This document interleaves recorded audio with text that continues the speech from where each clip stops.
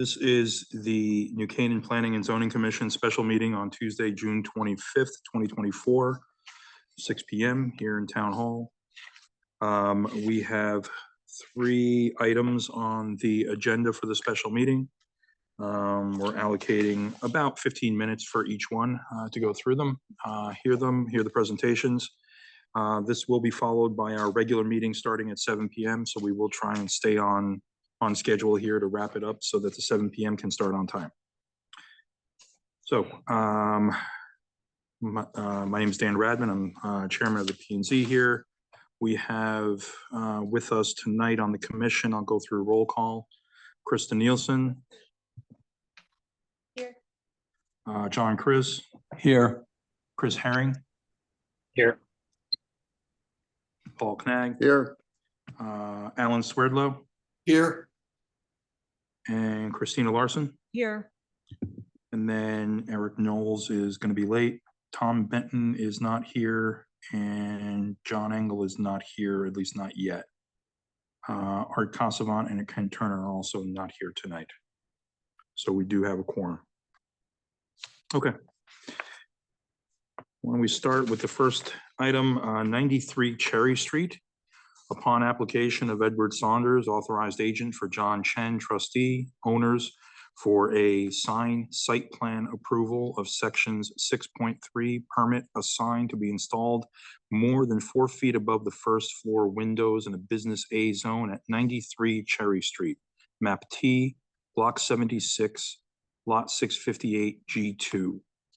Who do we have from the applicant side here? Well, Mr.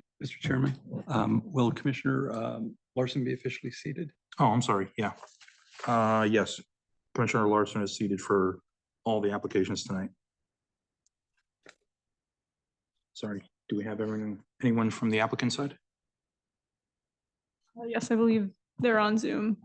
I see people on Zoom. Anyone from 3 Cherry Street for presenting? I'm from Brown Hair Stevens, and They're speaking. We can't hear you. I'm sorry. We see you speaking. I don't know what to do. Turn up your volume. Okay.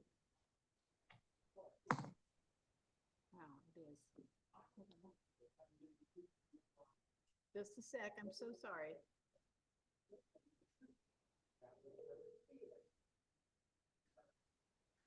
Ned. I'm sorry. Can you hear me now? No, you're very, very faintly. Okay, I'm trying to get Ned. Edward Saunders is on here. I don't know. You might have to change your microphone settings or something. Yeah, okay, Ned. What is it? I'm sorry. Your call has been forwarded to voicemail. The person. I don't know why he can't hear us. Ned. I think she's asking for Ned Saunders to speak. He's there. Are you He's able right to? there on Zoom, he's just not answering. Anyway, you can't hear me. I don't know what to do about that. What is, Well, I mean, might be in a we You want to can, go to the 824 we can first? go to the while they- next, we can go to the next application and come back to you and let you, Okay. give you time to figure out your audio issue. Thank you. Oh, now he's off. Hold on. He's off. Now he's unmuted. 1 second. Hear me? Yes. Can you hear me now? Good, there you go. Oh, I'm sorry. I had some audio problem. Am Okay, they need you to present, please. I okay? Terrific. All right. Thank you.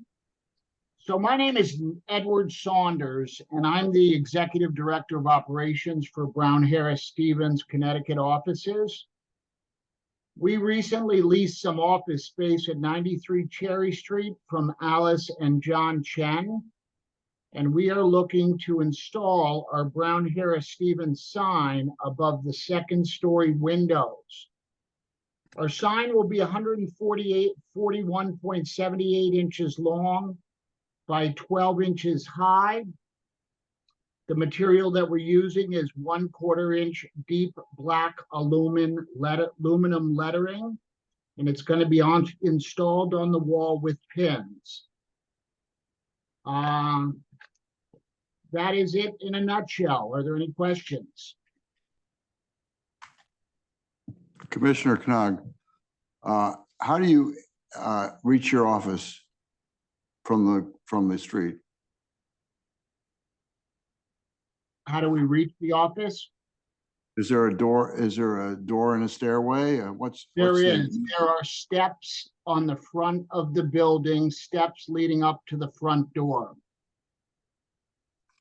And then how do you get from the front door to your offices on the second floor? It's up about eight steps. Now, why wouldn't it be sufficient to put a sign at the door where you walk through which you walk into your office? You mean a sign on the interior wall? On the exterior where you enter into the building, Mhm. on the ground floor. Yeah, that's a window above the entrance. Can you On hear that, this is Christina Larson, on that window where it says Cotech International, Mhm. is that? Yeah. That's you're to the- correct. Of that? I'm sorry? That is currently our landlord's business on that window.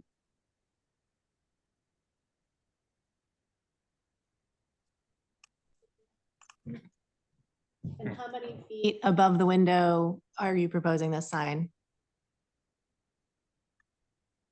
The sign is going to be centered in the middle, just above the window and the top of the building. Right, but you're here because your sign is more than 4 feet above the windows. That's correct. First floor. Oh, above the first floor. Okay. Yeah, got above it. the first floor, right? Mr. Chairman, Commissioner Chris, as I remember this building, you go in and there's really no ground floor. You go down a few steps and you go up a few steps, Correct. either way. It's a split So level. no matter what, you're either somewhat in the basement or like in a mezzanine. So there really is no ground floor. It's 2 floors, but it's a unusual configuration, as I remember. That's correct. It's sort of like a raised ranch house. Yeah. And so this is Commissioner Chris again. And so as I remember, there are essentially 4 office suites in this building, and you're going to be leasing one of them, and you want to put your sign over the windows of one of the 4 suites that you will be leasing. Is that correct, sir? We're actually going to be leasing the entire second floor. So Okay. we're only asking to put a sign over one of those sets of windows. Thank you, sir. Those are my questions. Would there be any other exterior sign? No. Not at this time, no. What about additional signage on the entrance door as you come in from the street? I'm assuming the Contech sign will still be there. No. Will you be putting a sign on that glass as well? No. No. So how will your clients know that they're at the right location when they try to get into your building? We'll have that address on our website. And also on all of our marketing materials as 93 Cherry Street. And when you walk in the building, when you look at it, when you come in the entrance, you can look up above and see that we're occupying the second floor. So it's only 8 steps, so you can see up very clearly when you walk in the building. Christina Larson, is it possible to put the signage on the glass, or is that not a possibility? That's not permitted. It's not permitted. No. On the glass where the other signage is? A decal on the glass like the entrance, that's permitted, but you can't put a physical sign. It's on it. actually not permitted. It's an ongoing issue in town. You're not actually supposed to have stickers on your windows. Okay. We're trying to address that. It's just a very large problem in town right now. So a request not putting more Okay, I understand. Thank windows. you. This is Commissioner Krez. Sir, you did not mention any illumination of the sign, so this will not be illuminated in any way, shape, or form. That is correct. Thank you, sir.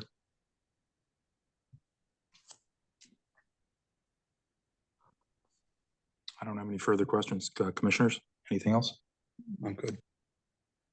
We're good. Okay. Applicant, anything further from your side? No, that's it. That's everything. Thank you very much. Are we opening this to public comment? No, No. you can vote now. Okay, so we'll close this one and try and call a vote on this. Commissioners, any comments? I mean, I'm inclined to be in support of this. I realize it's above the second floor window, but it's a unique building where half of it is subterranean and it's a partial basement, partial first floor. So it's not exorbitantly high above grade. Probably about the same height as some of the other stores that have high fascias on Elm Street or Main Street. So pretty simple sign here. Any comments?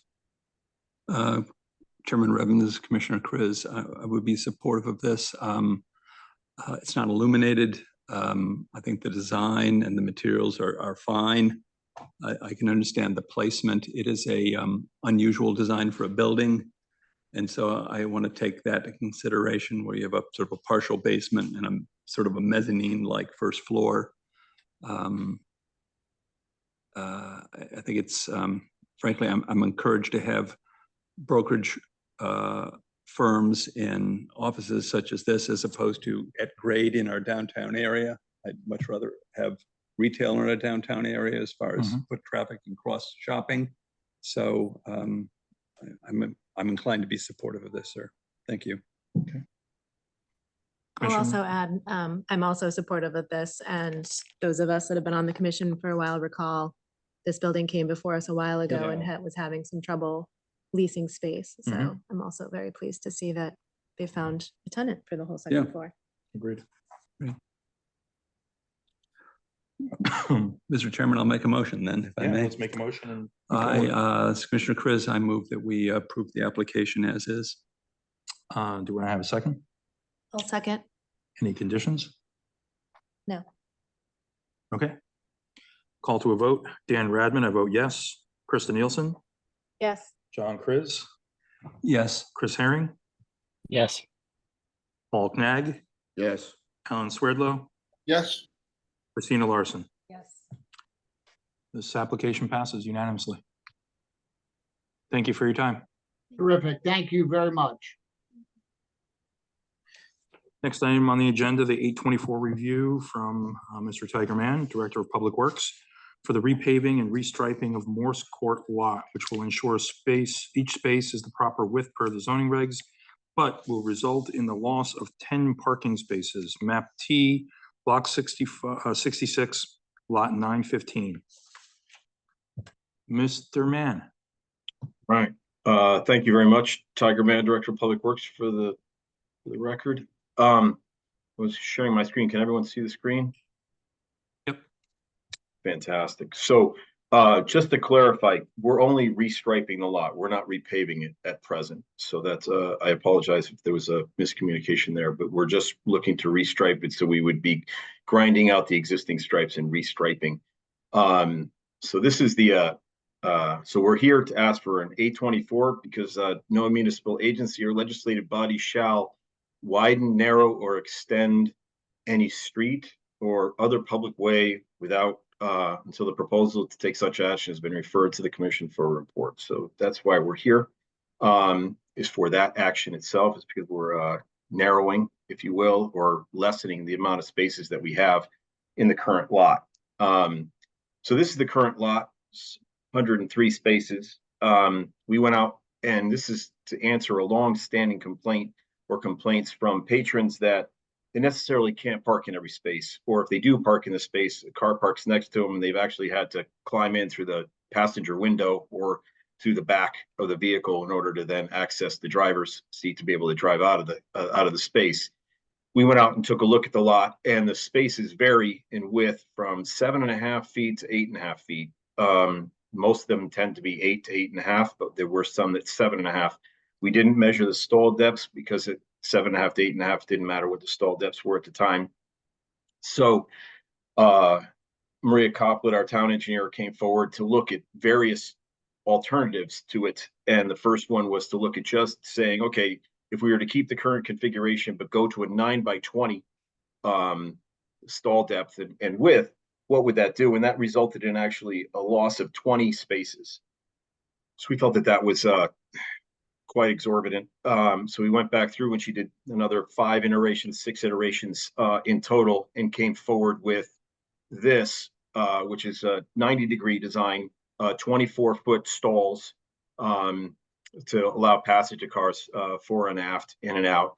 And then this is 9x18, and it results in 93 spaces, or a loss of 10 overall. But by the guidelines, as I said, it's 9x20, but in the village guidelines, section 6.2, it does allow that the minimum stall depth to be reduced to not less than 18 feet from the standard, provided the commission makes an affirmative finding that the dimensions provided for vehicle access, site circulation, and parking are appropriate for the site. So that's the caveat, is that we came back to 9x18 because it was the least amount of spaces that we were going to lose in trying to get to the 9-foot width, if you will. The lot is bounded. It's bounded by a wall. It's bounded by a driveway and buildings. It's bounded by an additional building. The mobile station, there's very limited access or limited use of the space itself. So we tried to maximize the number of spaces, but in so doing, we're asking for a 9x18 instead of the 9x20. And then where does that stand as far as the POCD? Section 4 in the Nurture Downtown section in the overview, it mentions that the downtown is a special place. It has a strong sense of place, and the residents want to preserve and enhance the overall image and character of the downtown and ensure it remains the heart and soul of New Canaan. And the plan specifically calls for improved maintenance and enhancement of the town center because of its important role. Well, this is maintenance, and this is something to try to allow the spaces to be used more frequently, better turnover, and overall more user satisfaction or satisfaction from the patrons. If we look further, maintain and enhance the character of the downtown, it asks us to then maintain and enhance the unique quality and character of the downtown. And the overall impression needs to be that it's maintained, you know, that the area is maintained. We haven't striped it in quite some time. We haven't repaved it because of this issue, trying to determine exactly how to move forward as far as what to do with the striping considerations. Then the last was there's a section for rationalizing parking and undertaking a comprehensive parking review. And while this is not comprehensive, it does satisfy the first 2 lines, which is that the goal is that to use the space we have most efficiently. We have spaces that people can't park in. That's not necessarily very efficient, and provide convenient parking for the customers of the downtown businesses. And by going to a 9x18 stall width and depth, we feel we'd be doing that at that time. And the last section is the enhanced livability. And again, it still comes down to maintaining excellence in our community facilities and services. And this being a parking lot will be considered a community facility. And we feel that, you know, if we maintain them to a certain degree, specifically in this case by restriping, that we would contribute significantly to the community character and quality of life of our residents and our visitors to the downtown. So I don't know if you have any questions for me at the time, but this is the layout again, the proposed layout. It did go to the parking commission. We met with them twice, and they approved this layout at their May 1st meeting of this year. And then it was subsequent to coming to here for your approval. And then pending your approval, we will then receive a quote from the striper safety markings to then grind out the existing lines, lay it out and restripe it. And we're hoping to do all of that this summer. Mr. Chairman, I have a question, if I may. Mhm. Mr. Mann, will the number of handicap spaces be increased or decreased at all? No, it will not. It will stay the same. So it'll actually, we'll have a little bit more than the requirements. This would be dropping down the number of spaces themselves. We spaced it based upon the 103. So we had 1 extra. So we will continue to have 1 extra. We'll have 1 extra. Excuse me. On the north side, the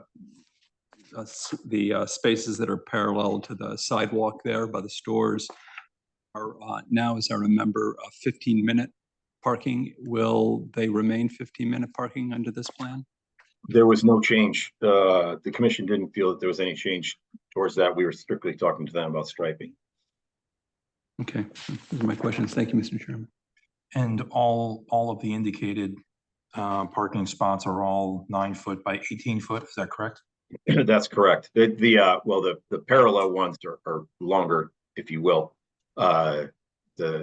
Because of, you try to get into the stall. So there are 20 to 22, 20 on the ends, 22 in the middle. Got it. Even though the regs call for 20-foot spots, what's the rationale to go down to 18? The rationale was to maximize the number of spaces. To go to the 20, we would be coming down further. And the reduction of 10 was while it was accepted by the commission, it was deeply felt, if you will. Even the loss of 1 space we feel in the downtown.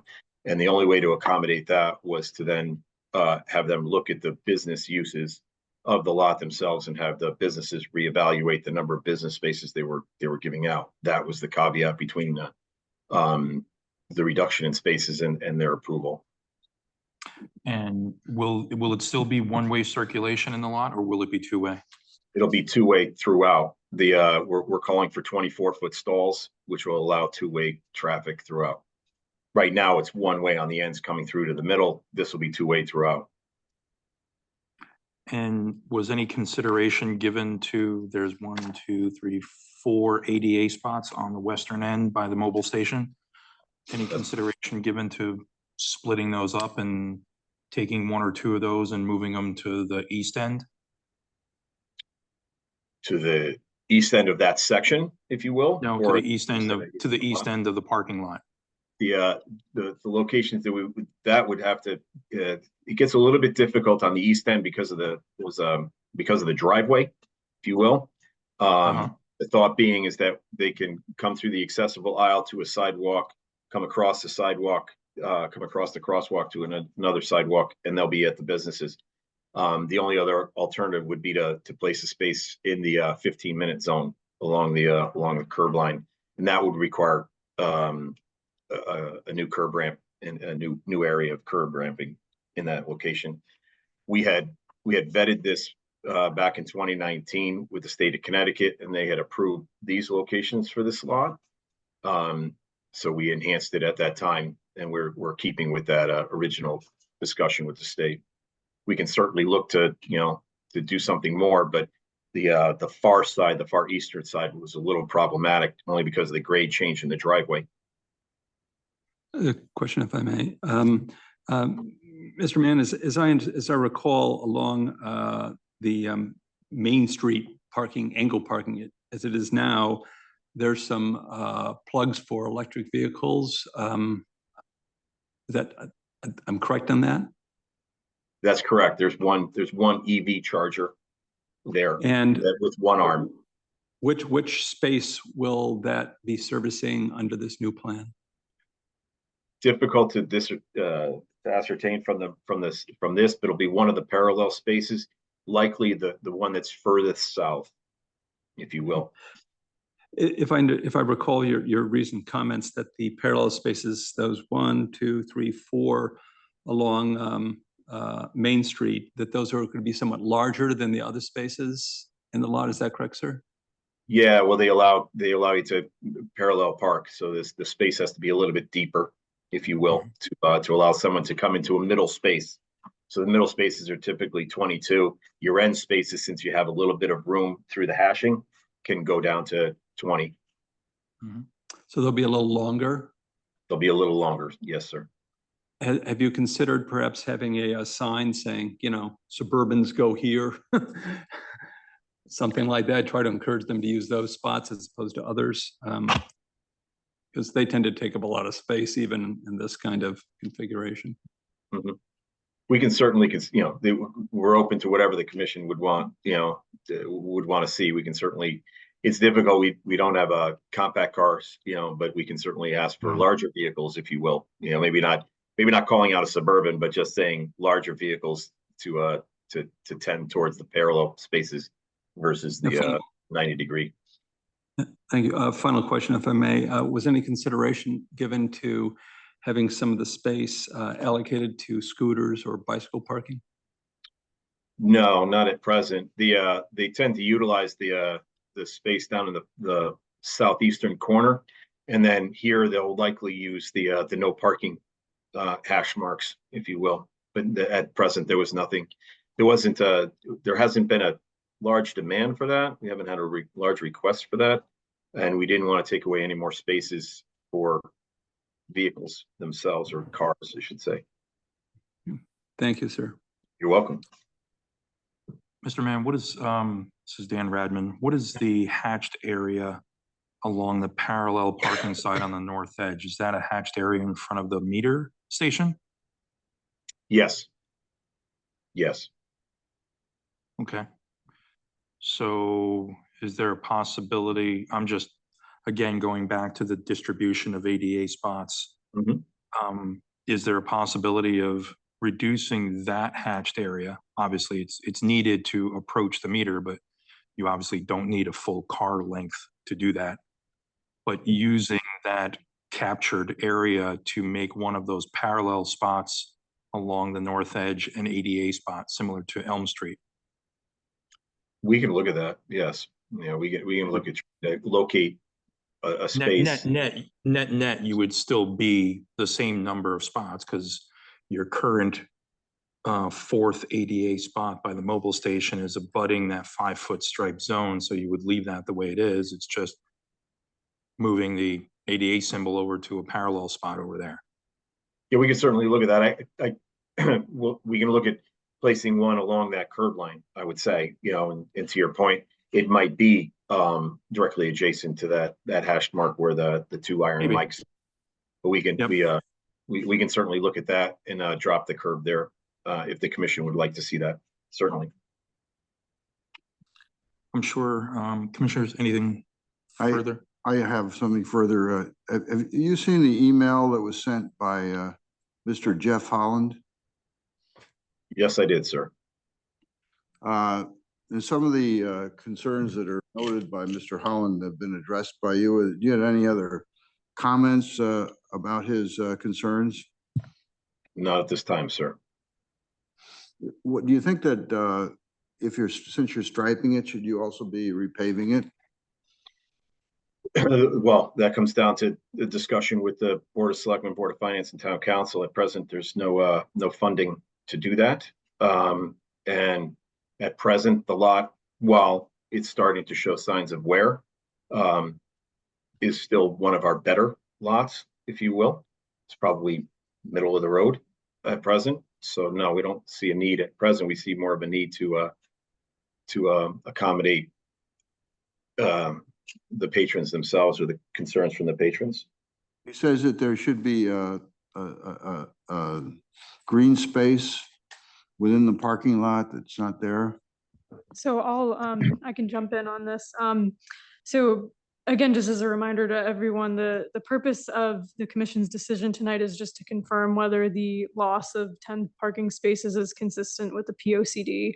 And then with that in mind, I had reviewed this with Mr. Mann prior to this being even close to being an 824 application. And the thought is that all of these spots in this slot in general is legally non-conforming to the regulations as pertains to the green requirements and the size of the spaces. And our thought process is that bringing it even slightly more in conformance, meaning that you no longer have 7.5 wide spaces that are not functional in the eyes of the regulations, is an improvement. And we can't necessarily require, just because they're restriping, that they now have to meet the green space requirement. They're bringing it more into conformance, and since they're not going into a whole repaving process, this may not necessarily be, I mean, it's up to you, but it seems like this may not necessarily be the time to address the green space items. So the argument is better is better. One other question that I've heard from many merchants, Mr. Mann, that they're always concerned about loss of parking in the downtown area, that some of the spaces in this slot have been allocated to employees, and that they may be moving those employee slots to a more distant town parking lot, and therefore there will be more available for people to park and shop. Is that a correct understanding on my part, sir? That's correct. That was, excuse me, during discussions with the commission, the parking commission, that was their directive, was to, in order to compensate for the fact that we were losing 10 spaces, was to ask the business owners to relocate their employees and find a location for them elsewhere in other town lots. So yes, you're correct. How many slots, or call it business employee slots, will be moved? That I don't know, sir. Thank you. That's So this lot will be entirely open to anyone. There won't be reserved spots for, special spots for employees. I'm unsure of that as well. I think that there was a reshaping of the allotment, but I don't think that it'll be completely for patrons. I think it'll be business use and patrons, but the business use portion was being reduced to compensate for the lack of spaces. Thank you, sir. You're welcome.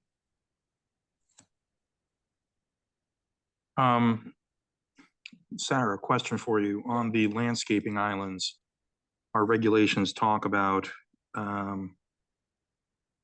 areas of 20 or more parking spaces shall have landscaping islands, at least 10 square feet of interior landscaping within the paved portion of the parking areas. Well, I'm trying to decipher here how big of an island for every 10 spaces is required. I don't have the regulations pulled up. I'm not sure off the top of my head. What I'm getting at is in order to at least get a little closer to compliance, we do have the corner that's being striped out that is facing the intersection of Cherry and Main, as well as that parallel spot along the Main Street side where the EV charging station is. All of that's going to be striped out as non-parkable area. Mr. Mann, is there a possibility of looking at that as possible carve-outs for some additional landscaping and green space there? We were already looking into that possibility, yes. I think that would be worthwhile. I know we don't want to undermine the number of spots per se that we would lose, but every little bit of green helps. I would agree. I think especially that corner, the parallel ones may be difficult because you get out of one of the sides of the car and you get to run into bushes, which probably would not be great, but that corner would seem to be an easy one, at least from my mind. So it's a very good point. Thank you, Mr. Chairman. Okay, commissioners, anything further? All right, Mr. Mann, anything further? No, thank you. Okay, your application's closed. Discussion, deliberation. Commissioners on this one? This is Commissioner Herring. Can you hear me all right? Yes, we can. Okay. Oh, I just wanted to say, I think this is a great investment in the downtown. I think, having been on the parking commission myself, I recall many discussions about how tight this lot was with Tiger and Stacy. So I think this is exciting to see this come to fruition. And I think it's a good investment in the dual rotation of, what am I trying to say? The circulation is much better, I think, with this. And I know that the Tigers department also worked with the beautification league to add the trees around the edges. So I think that, while the trees around the edges aren't necessarily islands within the parking lot, they do add kind of green around the perimeter, which I think was a nice improvement. So I think it's a consistent direction with what we're aiming to do. And I think if we can maybe, to your point about maybe notching out that corner and maybe looking at that curb extension on the right of the screen here, I think that definitely goes the right direction. So I think just the alleviation of, one car going into the next as they go down the aisles is a big win as well. So I think this is consistent in reducing congestion. Agreed. Commissioners, anything further? Commissioner Chris, I think those, Sorry, go ahead. Oh, me? All right, Commissioner Swerdlow? Yes, Commissioner Spurley, go ahead. Okay, I have to agree totally with this idea of greening this space a bit. It is pretty bleak. And there's an opportunity here along the Main Street edge as well as the corner to put something in. I don't know what that would be. But certainly we have the library across the street that has become green at the sidewalk.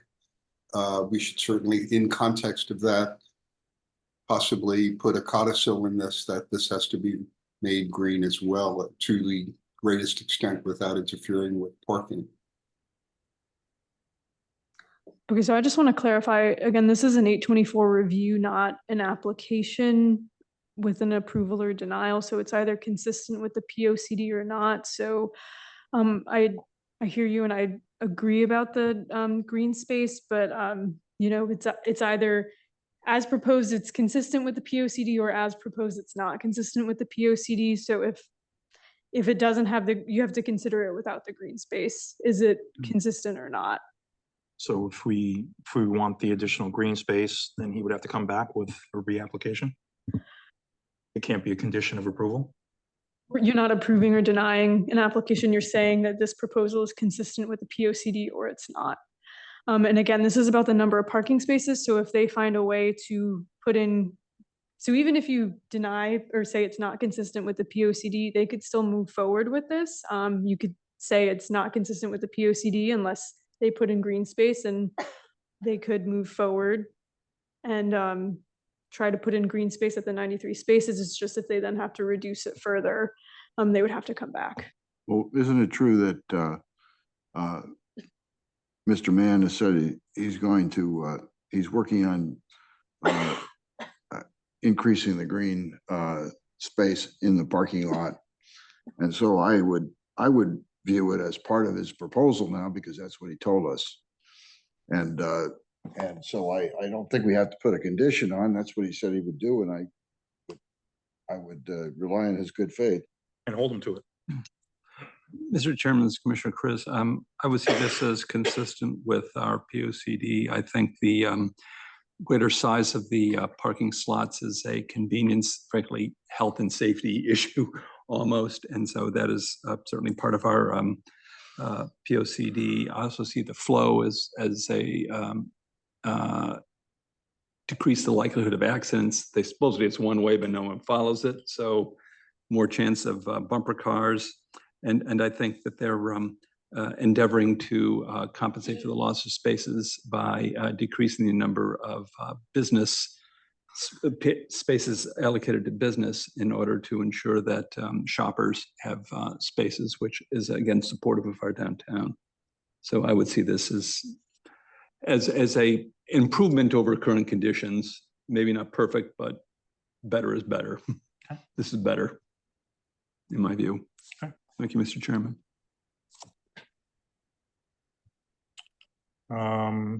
Commissioners, anything further? What I'm hearing is that it is consistent with POCD. And we can, do I need to make does someone need to make a motion for that? Yeah, or- someone should make a motion. I'll make a motion to approve that this 824 is consistent with POCD based on the improved conditions for shoppers and the merchants downtown, and it takes into account the constrained site to improve the experience for downtown shoppers, and also with an eye towards accessibility and conservation. Do I have a second? Commissioner Chris, I'll second. Okay. Call to vote. All in favor, Dan Radman, yes. Krista Nielsen, Yes. John Chris, Yes. Chris Herring. Chris, microphone. Oh, I'm sorry. Yes. There we go. Paul Knag, Yes. Alan Swerdlow, Yes. Christina Larson. Yes. That one's approved. Thank you very Next item on the agenda is 63 Park Street, a pre-application meeting to discuss the potential for a club/organization to be in the B residence zone.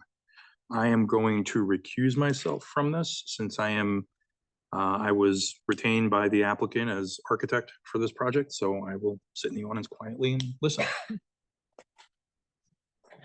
Do you want me to take over? You're welcome to take over. Okay.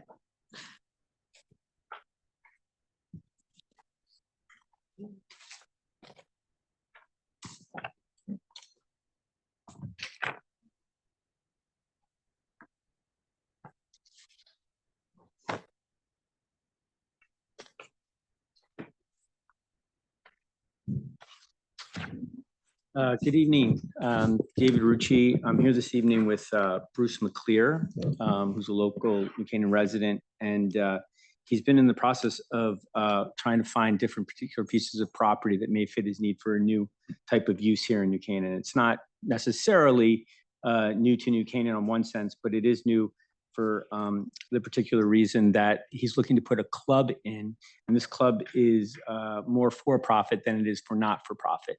So one of the things that we would like to talk to the commission about today are a few things. Number one, this use.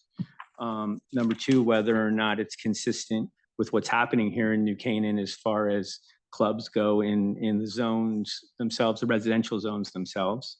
And then the property that we've identified as something that would be consistent with the use that we want to put forward.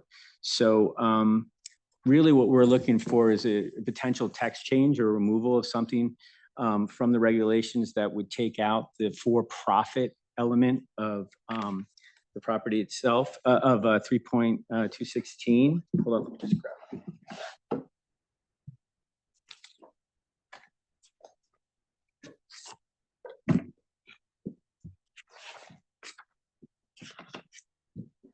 3.216, that's basically all the items that are allowed in the residential zone. So, you know, they have things that are hospitals, bed and breakfasts, clubs is one of them, but there's a provision within this club provision number 16 that says they're mainly not for profit. So that's one of the things that we wanted to talk about. But also more importantly, we really want to talk about this use for this particular piece of property, which I know a lot of you know about. And I'll get to that, but I think what I'll do first is let Bruce McClear talk a little bit about his idea and his use, and how he wanted to go about, you know, kind of bringing this to New Canaan. He's a longtime resident here, and this is something he's very engaged in. So I'll let him talk a little bit about that. Just to give you kind of an overlay, we're talking about 63 Park Street, this old Dick Bergman building.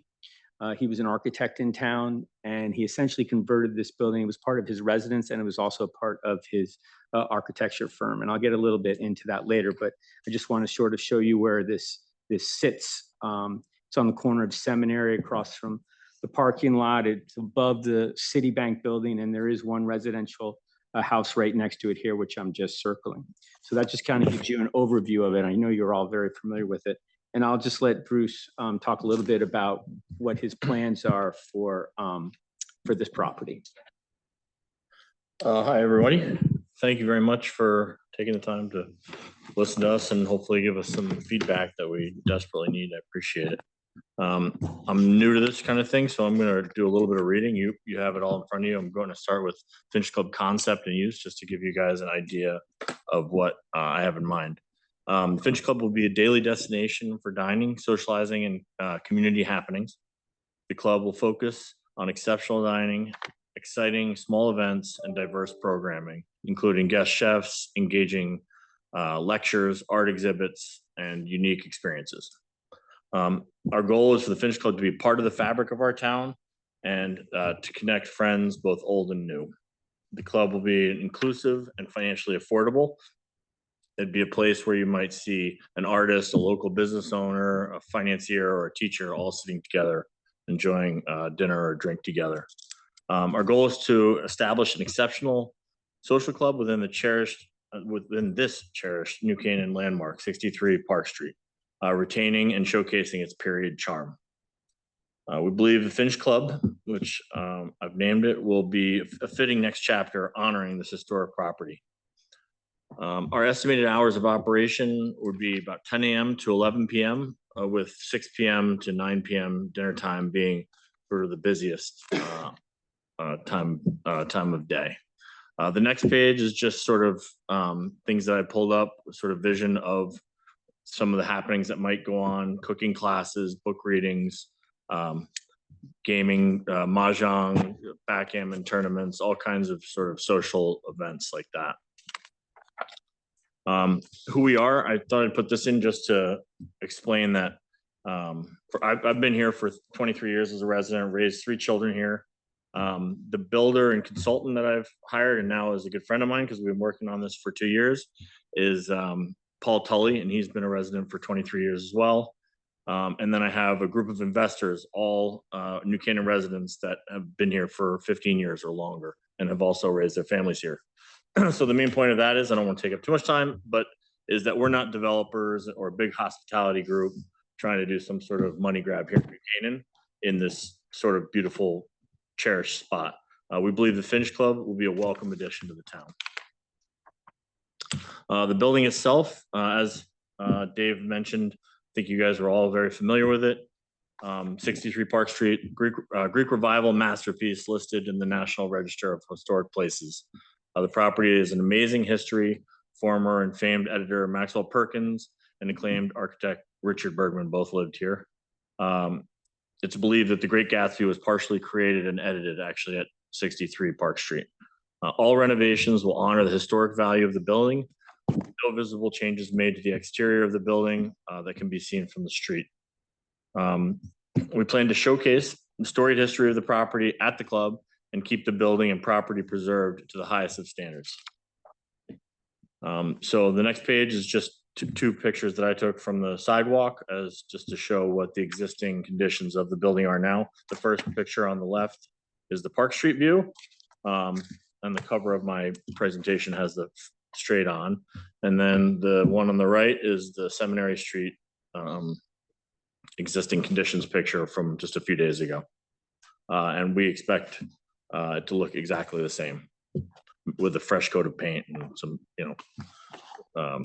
some minor upgrades to the shutters and things that might be damaged. So now we're going to site plan, and I think I'm going to turn that back over to Dave. So here's sort of the site plan. It's a corner lot on the zone. It's in the B residence zone. So it sits above Retail A in this particular zone. I think that, one of the things with this building is that it has been very difficult to either to live in. It was difficult to sell. It's been difficult to rent. Right now, this building is on a special permit from 2017. You may remember Dick Bergman was in here a number of times with this application. He was trying to make this building work. And, I think another issue with this particular building is how costly it is to maintain. Not only a historic building like this, but as many of you know, if you're in the historic district, you have additional things that you have to do to make sure that your building stays in the condition that it's in. So this particular building right now has essentially it's residential and it's also business. You're allowed to have 8 employees in this particular building. It's a 3-floor building. It's a little odd as far as what the different rooms do today. And like I said, it's been difficult for someone to sort of come in and manage it other than, Mr. Bergman, who was an architect and lived here for years. And, was very, he was a huge historic district chair. He was a district chairman. He did a lot for this town and for this particular building, but it's just been difficult to sort of figure out what to do with it now. So this building came sort of, it sort of fits really well, I think, with what the applicant is proposing to do as far as he will have a business that sort of takes into effect exactly what this building is good for. And, I think a lot of clubs like this love to have these sort of old historic buildings, and they'll have the means to actually also maintain them. So this is just what I was talking a little bit before. I mean, it's in a pretty good location too, with respect to the fact that it is close to parking. Parking will obviously be an issue if this board thinks that this is something that we should pursue. And just to step back a second, so we haven't bought this building. We're sort of negotiating to see whether or not this is something that would fit into our client's plan and design. There's not a lot out there to really go and look for. He's been to a number of different places trying to find buildings that will suit this type of a business. This one is really a special one.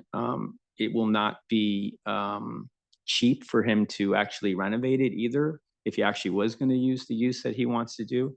You'll certainly need things like, you know, an elevator.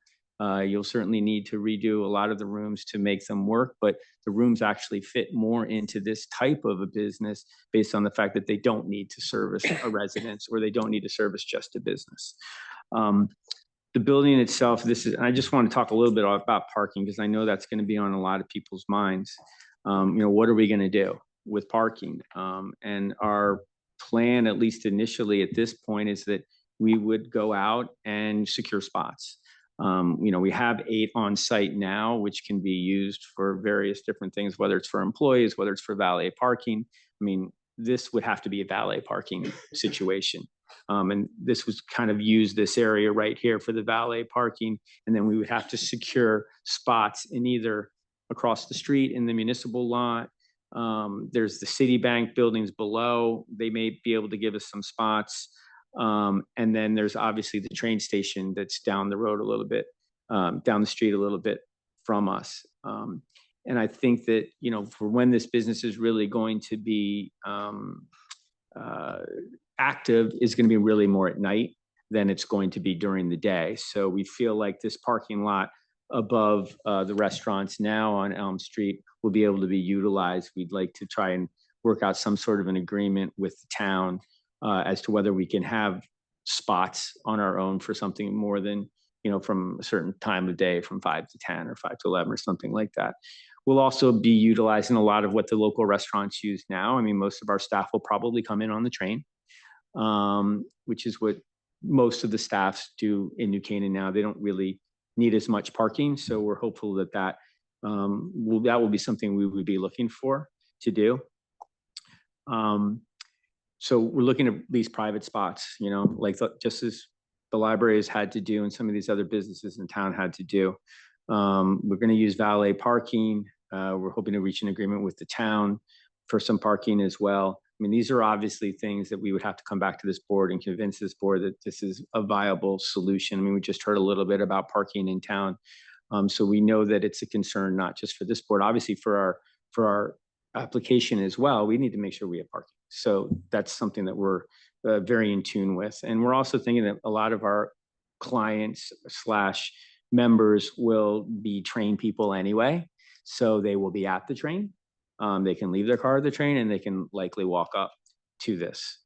I'll let Bruce talk a little bit about sort of how he sees the interior of the property, unless you have questions now that you want to bring up. So Mr. Ricci, we will end this meeting at 7 and start back up with you, you know, as the first thing on the next agenda. So Okay. you guys have time to finish, but I don't want to open this to questions yet Okay. because I just want to wait till we. All right, do you want to go quickly through this, Bruce? Sure. And then we'll hear. We'll just go quickly through some of the thoughts on the building. This is mostly interior. Level 1 is essentially where you enter from the street, from Park Street. We'll be putting in a small commercial kitchen into one of the open rooms in the back of the building. And we'd like to add a small cocktail bar into that area. Other than that, it would just be dining seating. There is already an existing handicap bathroom there now. Level 2, which is up the stairs when you come in the front hall, we'd like to change what's now a residential kitchen, probably put in, I would guess in the 80s. It's all Formica, I don't know for sure, but take that out and the laundry room behind it and possibly put in a sitting room, small little library area. We'll rework the bathrooms on that floor as well. We have a little extra space, so we plan to have a men's room, a proper men's room, and a proper ladies' room on that floor, and also adding a small bar. Excuse me. The lower level, which you walk down to through the middle of the building, there's a big hole in it. I don't know if you have seen the inside of it, but there's a big hole in the middle of the building that goes down to the lower level. And that down there, there's space for a wine cellar, which we hope to put in, which might have a tasting room. And then a prep kitchen would also go under where the commercial kitchen is set to go. We'd also rework the bathroom there as well, and in hopes of having also a small dining patio off the double window. Straight out the back of the house is a two-story window, and there's a side door. We may like to try and rework the window so that you could have better access to what would be just a ground level bluestone patio or something for sort of 4 to 6 seats. I mean, table, sorry. Quickly, in converting the commercial space, we'll install and renovate and all things required by code. We'll be ADA compliant with addition of a lift and ADA bathrooms, all to code. We could go through the pictures really quickly. This empty room is where we hope to put in a commercial kitchen. Then we're still on the first level. This is sort of the entry level area that you're looking at. We put in something maybe not quite as fancy as that, but a lounge area with a small cocktail bar, and it would also spill into some dining seating. And then this is also level 1 and level 2 will have dining. This is just a picture of level 1 and an example of what the dining might be in that room. We'd also like to have a private dining room that can convert to members just on a daily basis, or you could rent it to have, say, 12 people for dinner kind of thing. Then the next page is level 2, the kitchen to the sitting room. That's what I consider probably an 1980s kitchen. We would take that out and put in something quite nice, a nice library, sitting room, leather club chairs, that type of thing. And that's off of this next page's space on level 2, which we're calling the club room. It's not going to be all wood like that. This is just to show that it will be a space where there'll be TVs. We'll have a small bar. We hope to have some comfortable seating, maybe some high tops. This will actually be a little more casual area of the club where people would have burgers and things like that. And then this is an example. The next page is courtyard dining area. The before picture is the actual yard. That to the right of the picture is that glass wall I was talking about. That's where we'd like to put out some dining and seating. It won't be as big as the picture. That's the smallest sort of similar dining area I could find online to sort of just give you guys an idea. Then we turn the page to conceptual floor plans. Would you like me to go through sort of the gist of this, or can you get the idea from just seeing it? Do you want me to go floor by floor, or is that a waste of time? We're over 7. Yeah. 7 o'clock.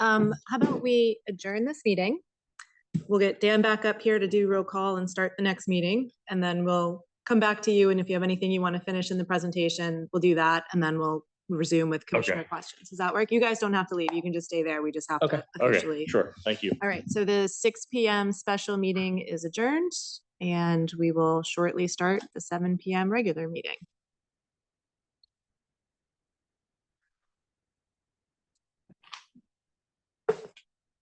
Thank you.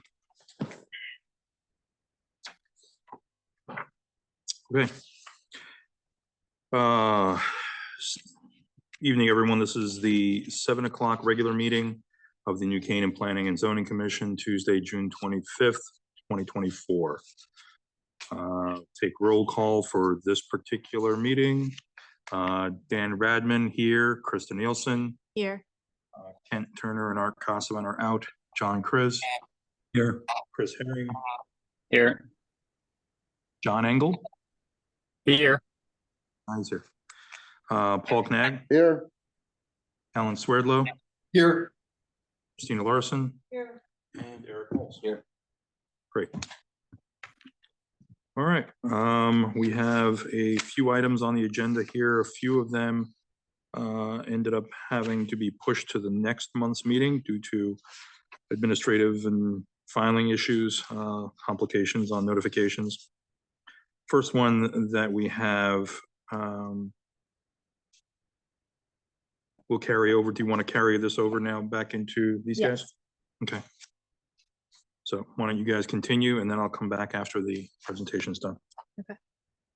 So we're back to 63 Park Street, which is where we left off in this special meeting. Chairman Radman is recused. So anyway, you guys were almost done with your presentation when we cut you off. So why don't we just pick up if you have more that you want to I share? was going fast because I I'm know, both, I'm sorry, both I don't want to nervous stress and I you don't want out. to take too much of your time. Sorry about that.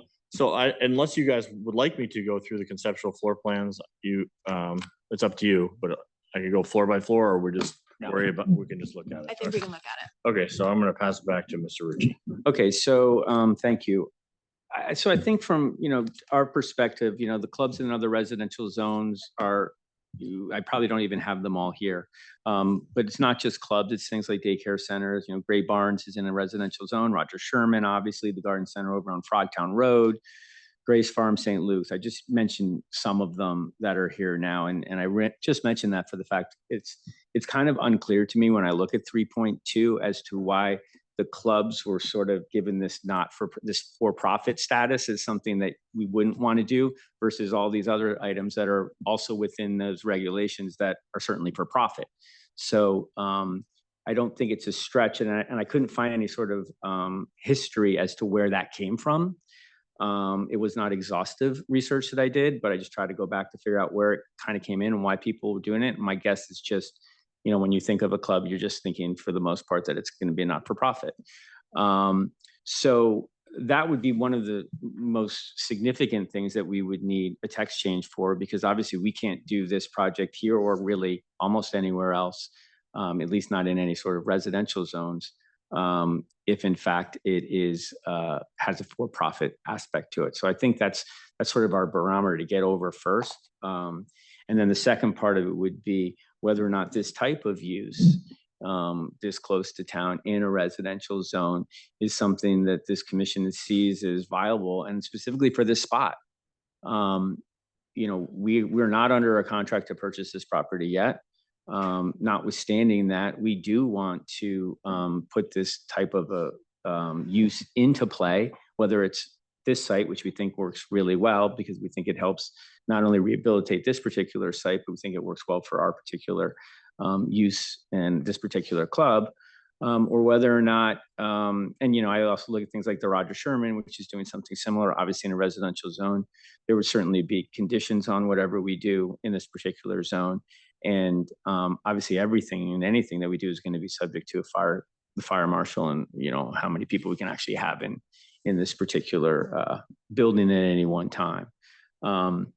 We're not proposing any sort of like live music or anything like that. I mean, obviously those are things that we would come to on a special permit. But I think we have to get over this sort of barrier first with this for-profit use portion of it. And then, yes, we'd love to hear if you think that is something viable, whether or not you think this site works for a use like this. And I think we have to weigh the pros and the cons as to someone who's going to come in and really rehabilitate this building and use it, because it's really become an empty building. It's certainly still very nice to look at, which is great for the town. But really, what's the highest and best use for it? And we think this is one of them.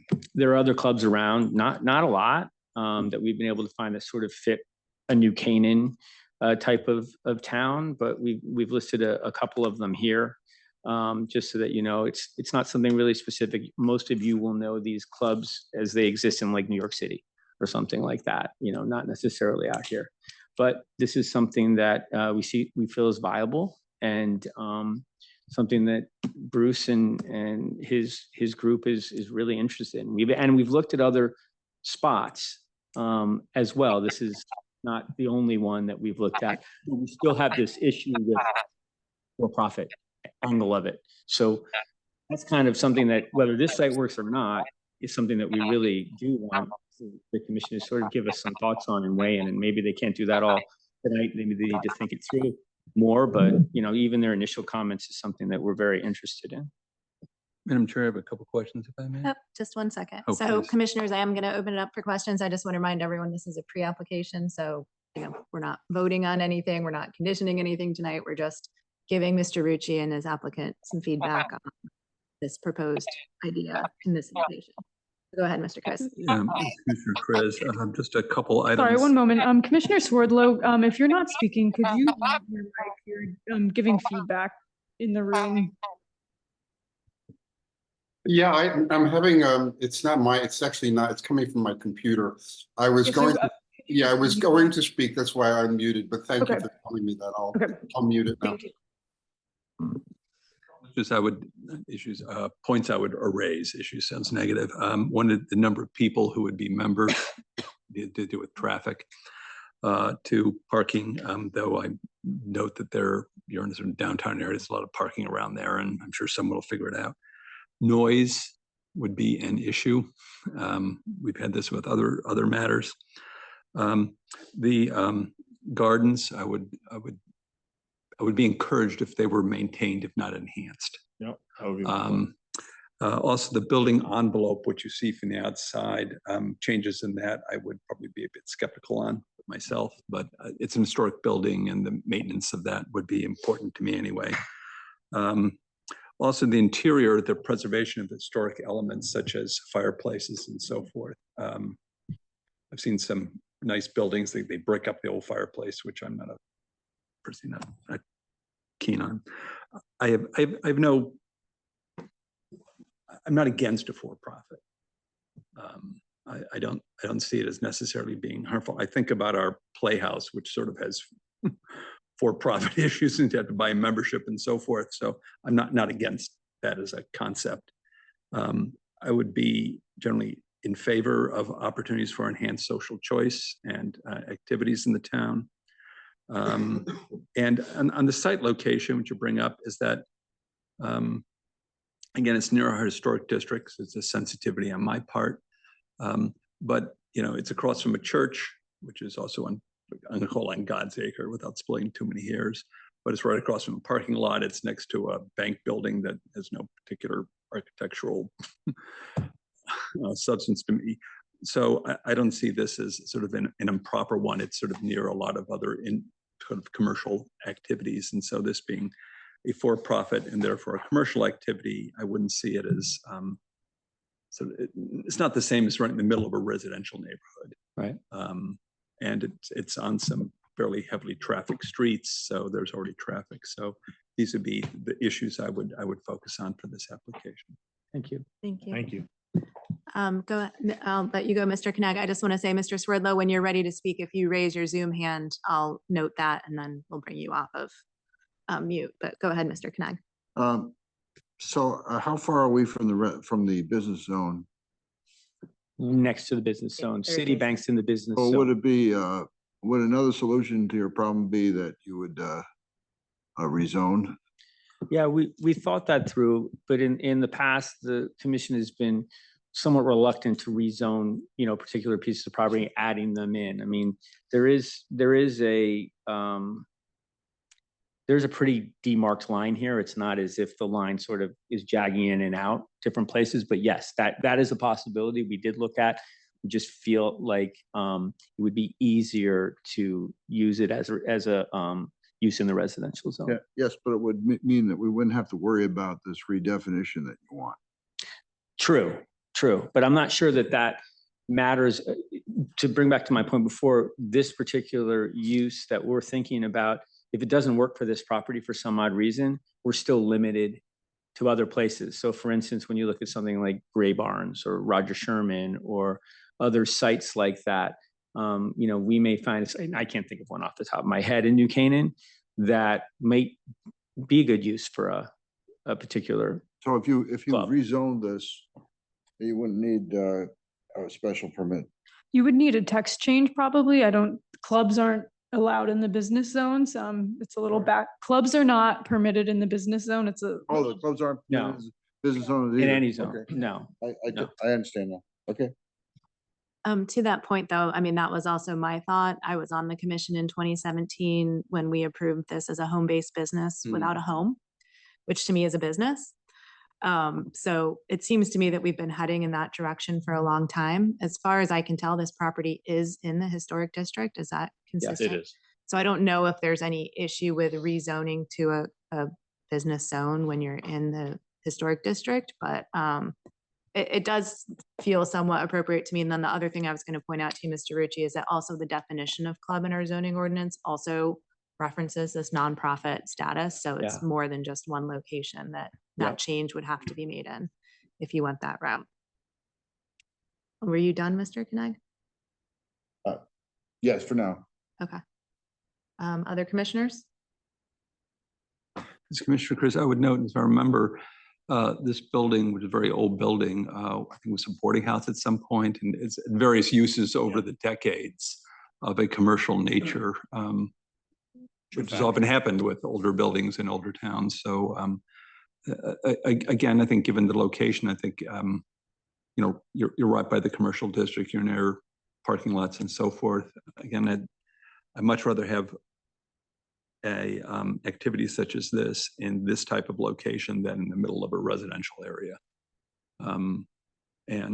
Again, it's I think a nice building that some useful employment of that building to keep it where it is. I think it's an important to the fabric of the community and the historic nature of the community. So anything that can be done to help find a useful use for it, I would generally be in favor of. Yeah, I mean, to give you my thoughts, I agree with what Mr. Chris just said. I think this building does need to find a use, and this seems like a creative but a very good use for this location. I don't know the history either. I'm not sure if any of us do, about why, clubs were not for profit. I don't have a particular problem with this being for profit. I also don't have a particular problem with rezoning this property to be commercial, if that makes the problem easier, because like I said, it seems to me we've been heading in that direction since at least 2017 with the type of use that's been going in there. And we've been trying to fit a round peg into a square, or a square peg into a round hole here, trying to keep allowing it to be a residential zone, but doing some things that aren't really residential in the building. So I'm good with it either way. Thank you. Mr. Knowles? I would support a rezoning or text amendment as kind of your vehicle to get to where you want to go. I think in terms of location next to a business zone and a retail zone, this is kind of a logical step. My one, obviously, concern and something to look at is parking, and providing some sort of parking demand study, particularly for the times that you're proposing. The evening, is there space on Thursday, Friday, Saturday, some sort of, doing a parking study and submitting it, when you come here to show that there's available space. May not necessarily, need you to go to the point of an agreement for the spaces. That would be nice, but just, the availability there at the peak demand periods. That's it. But yeah, I would be in support of it. So. Thank you. Some information for the commission, and I believe we've talked about this previously, but for clubs, the requirement is 1 space per 3 members. So a challenge will be if a formal application comes through is, how do you anticipate how many members you will actually have? But the requirement is 1 space per 3 members. No, I understand that, but sometimes the requirement doesn't necessarily match the demand. So I agree. I was just providing. Yeah, so I would be more interested in the demand over what the zoning says. Yep, no, they just have to meet that requirement. That's the only reason why I'm bringing. And I don't think we would meet that requirement. So that would be another thing that we would have to probably come back to this. That would be something that we would ask the commission for as well. Like, is that something that they think is going to be necessary with a club in this particular site? It may be necessary for a club if you had it, where the country club is, or the field club or something like that. That would make some sense. I'm not sure that those clubs, maybe the country club does. I don't know if the field club has that, or is able to comply with that particular rule. But that was I think one thing, this is Commissioner Herring. I mean, one thing to think about here is with this particular location, I mean, this is essentially adjacent to public parking. So whether it be the Park Street lot or the train station lot, if I'm understanding the usage timing here, or even if you get some sort of agreement with the church across the street, to Commissioner Knowles's comment, generally the evenings in Park Street are quite light, and the train station would in theory be empty. So you have this notion of adjacent parking that is empty. So the idea of having on-site parking is actually something that would preclude something from this happening. So it's, I mean, if you look at Elm Street, none of that commercial space has parking allocated to it. So, and none of it would be possible if it did, otherwise it would look like Route 1. So I tend to think that we should look at this in the context of how does something like this with adjacent public parking fit into the fabric? And so that's where retail A does not have parking requirements, and that is the closest zone. Golden Circle. So I don't know if the commission has ever increased the footprint of retail A since retail A was created, but I don't know about retail A, but I was going to point out, we did approve the apartments on Houston Yeah. Lane, adding that into. But they have a parking requirement. I'm just saying more like the magic circle I has see never what you're been saying. expanded. I'm not saying that you can't do that, just don't know what the mechanism is. Yeah, this Commissioner Chris, I would agree with Commissioner Herring that, you know, given the location of this, and there's a massive parking slot literally across the street, to require on-site parking for this, I can't quite wrap my mind around it, though I'm willing to have it changed. Also, we have the Christian Science Church across the street. Churches are always looking for money, last time I checked, and they don't tend to be active, though they have a Christian Science reading room there. I think, you know, during the day that and much of the time that they don't use that lot. I think they'd be happy to have someone, you know, send them some money so they could use it. Spots now, I know. I think they used to rent them out to commuters too, as I remember. I'm not sure what they do now, but anyway, given the location, I don't think a requirement of on-site parking really sort of doesn't make sense to me sitting here today. Right. But we would encourage, I'm sure that, you know, we would all think that it would be useful to have spaces at the church that you're contemplating. And, you know, I, as my questions indicated, you know, I haven't had as much time as you have to think this through, but in terms of the way that we would approach the approval, but you know, I am thinking that rezoning to include this in the retail A zone might be an appropriate way to look at this. Right. This Commissioner Chris, you have 3 on-site spots. Are any of those handicapped? I don't believe so. They're not, nothing has been dedicated to handicap because I don't think that they have any traffic there. I would suggest that you may want to think about having at least one dedicated to handicap spot. I think 2 probably. Maybe 2, Yeah, but right there. That will be the access as well. The ADA access will be through the back door, Yeah. which is right where the parking is. which would seem appropriate since you would need, and I just, whether it's, assuming this is becomes a formal application, we decide what to do, whether it's allow for-profit clubs or put it in the Golden Circle or put it in another zone. My main concern would be, or one of my main concerns would be to ensure that the historic building be maintained. And I would be uncomfortable if any of those changes were to potentially threaten, you know, the maintenance of this historic building and the gardens around it. 'Cause I That's think why we like that's a the big building. deal for this town. And that's why he likes the building, is because it's historic. So that's a big part of of his like for this particular site. And I would think, Mr. Chris, that being in the historic district gives another layer of protection, at least for the exterior of the building. I don't know. Well, we have other buildings in the historic district which don't have that. So, That don't have. well, different paint jobs and so forth. So belt and suspenders. I would want to help ensure that that's the case here. Right. And that would be my plan, to maintain it exactly as it is to the highest of standards, no change of colors or anything. Mr. Swerdlow, did you have questions? I know you've come off of mute a couple of times. Yeah, I'm trying to fix my speaker. So can you hear me? Is there still fuzzing going on in the background? No, this is good now. Okay, because my speaker on the computer has gone bad and it won't recognize my AirPods. So anyway, if this is good, I've been looking at the plans, the site plans and the internal plans. And what I'm interested in gaining more information about is the drop-off area. So you have the drop-off area potentially on Seminary Street, and it now kind of wends and winds its way through a series of 6 semi-mature trees and a hedge along the other side. So one question will be, what will you have to remove and replace in that area in order to accomplish this? The second question would be, how many cars can you accommodate? Because obviously there'll be black cars, there'll be handicapped cars, there'll be other people dropping other people off.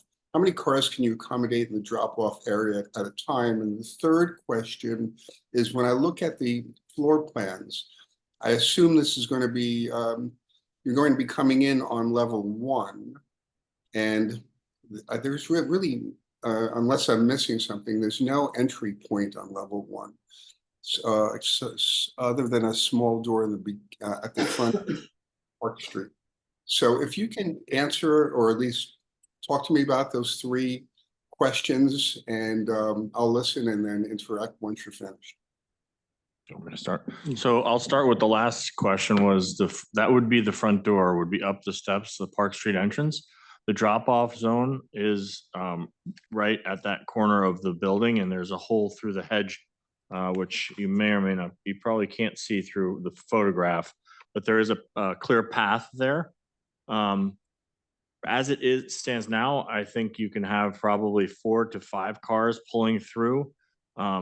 Those beech trees are, I've had an arborist there. The beech trees are diseased, so I don't know how long they're going to last, or if they can even stay. But that would we would obviously have to come up with a solution to replace them, or replace them with something that was green and attractive, that was alive, but that might also create a little more room for a pull through. Did I get to all 3 points or just 2? No, the 3 points were the trees and the hedge. Yep. You addressed those, and I think you're right. The trees are going to have to be removed, even if they're not diseased. They're not going to accommodate drop off. That or the hedge. Secondly, how do you access the building through that small single door in Park Street? You'll probably have to rethink that at some point, but that's neither here nor there right now. We'll definitely look at that. And the other point was, how many cars can this accommodate? And I think one of the concerns you should have, and we should have as a group, is that you're going to have a lot of people coming at a single point in time in cars wanting to access this driveway. And where are they going to be? I mean, are they going to pile up on Seminary or Park Street or both? And then there's that complex intersection at Seminary and Park Street. I'm not sure that these are either solvable or not solvable, but I think they're questions that will need to be addressed at some point if you're going to go ahead with this.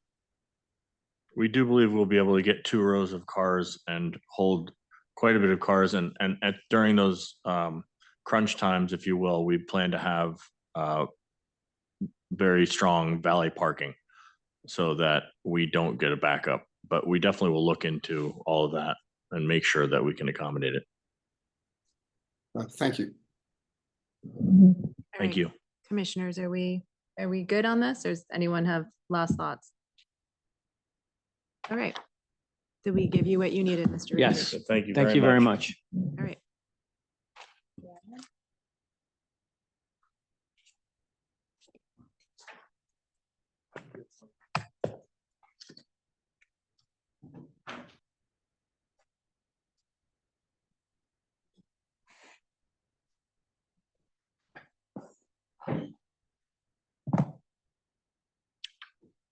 Okay. All right, everyone, back to the public hearing agenda for the regular meeting. The first application is for 672 Ono Bridge.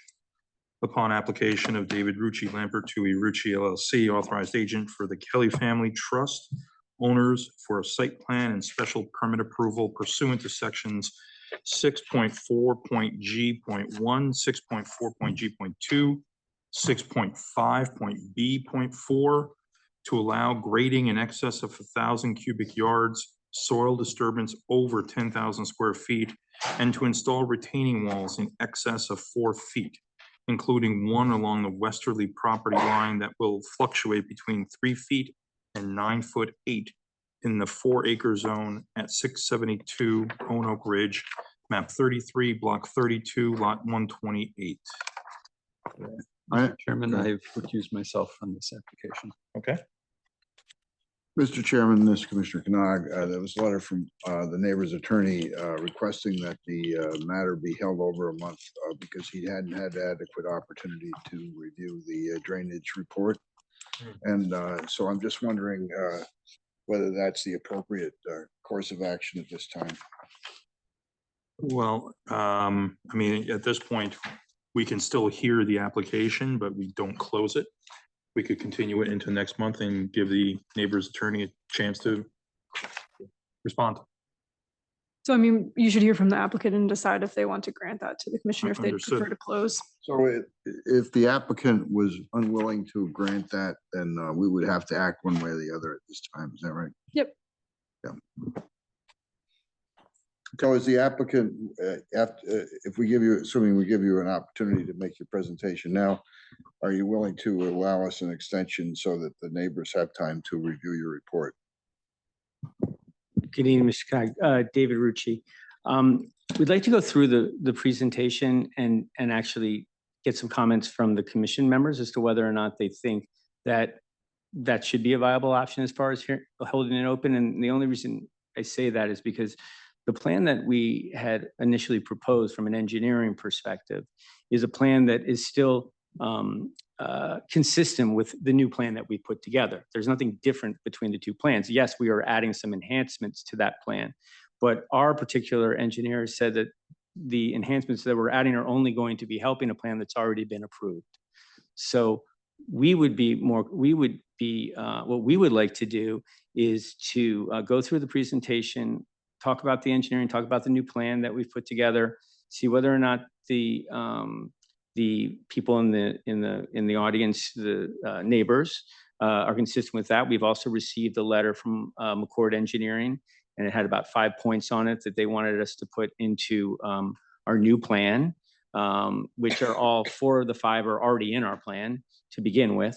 So we were hoping that we could go through with this new plan, get some commission comments on it, see whether or not the commission might be comfortable with, an approval if that's something that would have a condition that these be added to a plan that's already been submitted and that plan has actually already been approved by engineering. So that's the way we'd like to at least start at this point. And if we get to a point where the commission feels like that's not adequate and that more information should be given and more time should be given to the neighbors, then we certainly will discuss that at that time. We're happy to do that. That is typically how we move forward with these. We'll listen to the application first and then determine later whether to keep it open. Sorry, hand out these, a little bigger this time around. Thank you.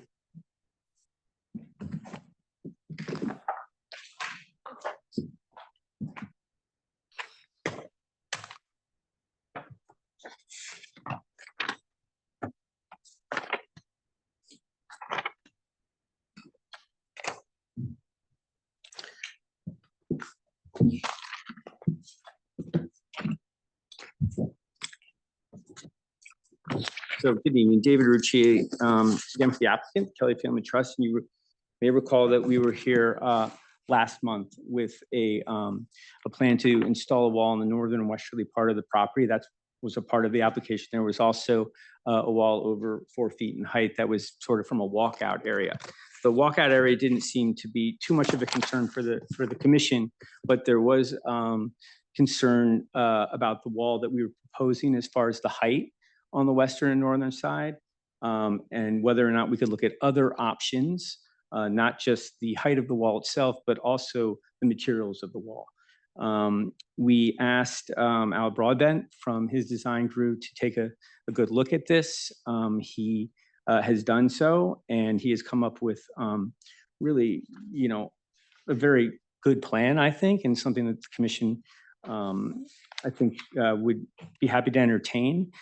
We've also talked to the neighbor, Mr. Perret, who is, he came last time with Attorney Zavatakis, and we've spoken with him. We showed this plan to him. He's happy with the plan. He did have a question about the drainage, but as far as the planting, the new walls, those are things that he is happy with, and his attorney can certainly talk about that. We did receive a letter, as Commissioner Knag brought up, from an attorney representing the Russells, Mr. Green. While his property is not within 100 feet of our particular application, we certainly want to be good neighbors and want to make sure that his clients' concerns are addressed as well. So I think I'll just turn it over now. Before I forget, sorry, one sort of administrative thing. So with this new plan, what we needed to do was we had to actually bring up another special permit request, and that's under 6.4 I-8 and 6.4 I-9 with grading 3-to-1 within the setbacks. We were not proposing that the last time around. So there is an ability to do that through a special permit request. This kind of leads more, you have to do more grading towards the setback. We weren't doing that the first time around with the wall that was sort of a higher wall. But let's, I think it's much better for Alan Broadbent to really talk through this plan because he's really the architect of it. And, you know, the Kellys have, you know, really been following his lead, and he's been able to really put together, I think, something that is more consistent with what the board was talking about. The commissioners were asking last time we were here. Good evening, members of the commission. Alan Broadbent, Broadbent Design Studio. As Dave mentioned, our office had prepared the plans that were initially presented to you a month ago, and we heard the comments from the board as well as from the neighbors and reviewed early concepts that we had developed before we developed that concept. We revisited those concepts, and taking into account the comments that we received from you all, we came up with a revised plan that we are quite satisfied with, and we think that it addresses both the concerns of the commission and the neighbors, as well as still preserves the desired effect on the property of our clients, the Kellys. So we're going to take you through those slides today. The primary difference that you'll probably immediately notice is that this is no longer one wall. You can remember from our prior presentation that we talked about looking at a two-wall situation, and that a two-wall situation had certain challenges to it. And it does, but we looked again at it more carefully and looked at other more creative ways to use two walls. And so what we've come up with and what we're presenting to you tonight is a combination of two walls. The first wall will be a maximum 60-inch, 5 feet wall, and it will be constructed of natural fieldstone. That wall will be followed by a 10-foot horizontal flat area, flat, still sloped, but flatter than obviously a super pitched area. And that space would be vegetated with shrubs and grasses. And then following that 10-foot space, we would have another wall, a softer wall, which would be boulders. And those boulders would pick us up another 3 feet in grade change. Following the boulders, we would continue with our grade up from there to get to the achieved flat area at the top. And so the combination of the fieldstone wall at the bottom, the space between that would be planted, and the boulders, and the final slope ascending to the flat lawn area would allow us to make the grade change that we were pursuing before with a single larger wall. The change in wall style, we think, is in character with the neighborhood and was met with relief by the neighbor. He feels much better about this wall type, and we think that this is a good solution to achieve the desired effect. If we look carefully at the section, which we can zoom into the next slide that shows it. Yeah, that one. You can see that there is existing screening still in place. As we mentioned in our prior presentation, there is existing mature screening, and we now have photos that we can share with you that we were allowed to take on a walkthrough with Mr. Perret. We did walk on his property with him, and we took photos, and those are now included in here at the end of the presentation. So you can see the views from his driveway, and what you'll note is that it is a heavily screened mature border, and the trees are shared on both properties. So they are on the Kellys as well as on the Perret's property. This new proposed solution will include additional planting of 4 trees and a vegetated space between the wall and the boulders. We're including also, as was requested before, elevations of the proposed wall. What's on the screen now is an elevation of the north wall. So this is looking from the Pratt property to the south. And you can see the fieldstone wall follows the grades. And that way we're able to maintain the height of the wall to never exceed 5 feet. And the grading and boulders pick up as necessary to accommodate the last bit of grade change that we need to achieve the area that we're trying to achieve. The next view is from the, this is north again. This just shows the screen. Yes, thank you. So the prior was stripping away all of the existing screening so that you can actually see the wall. In this slide, we've ghosted over the wall the outline of the mature evergreen trees that are there. The reality of those trees is that if we showed this slide as it really is, you wouldn't see the wall and the slide would be rather silly. So we've reduced the opacity of the trees so that you can still see the wall through them for the purpose of telling you how this all looks. Next slide we have are the other views looking from the west, east, looking westward towards the wall. And we've done the same thing to show the wall as it is without any screening, and then the wall as it is with the existing screening and proposed screening that would be added to it. And you can see, obviously, we've done the same thing there to reduce the opacity so that you can actually see transparently through the trees and find the wall. Down, you'll see the examples of the wall type. So the boulder wall, the top wall would be a stacked system of boulders on a compacted gravel base. The lower wall would be a fieldstone wall, a gravity wall on a compacted gravel base, and it would be constructed entirely of natural stone. There would be no concrete or rebar in that. And we have worked with our structural engineer to review both of these, and they are comfortable with these applications. Other photos you can see as you peruse your packets, you can see other photos of a wall being built that is exactly the same kind of wall. And you can see a picture of the section of that wall so you can understand how it's composed. And then as you continue down through that, you'll get to a photo of the wall facing, and then eventually you'll get to the photos that were taken from Mr. Pratt's property. So this is looking, standing on his driveway and pointing the camera to the east, to the Kelly's property. And you'll see the mature screening that is there now, and that will be enhanced with the proposed planting that we have on the plan. Happy to take any questions on the composition of the walls and screening that is before you today.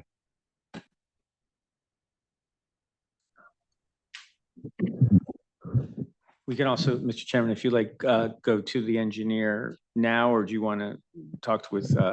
Let's complete the entire presentation and we'll come back as necessary. Len DeAndrea should be on with respect to the engineering that's going to be done. I can see him on there now. So Len, I'll just turn it over to you. Thank you. Len DeAndrea, Connecticut professional engineer representing the applicant tonight. And if you could go back to slide 8, I think that's a great one to just start my discussion. That's fine. The filling that's doing is leveling out the backyard even more.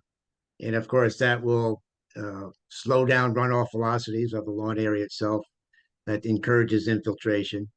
When it gets near that first wall, now that we have 2 split, that slope is, I believe it's just 3 to 1, which is a fairly mild slope in itself as well.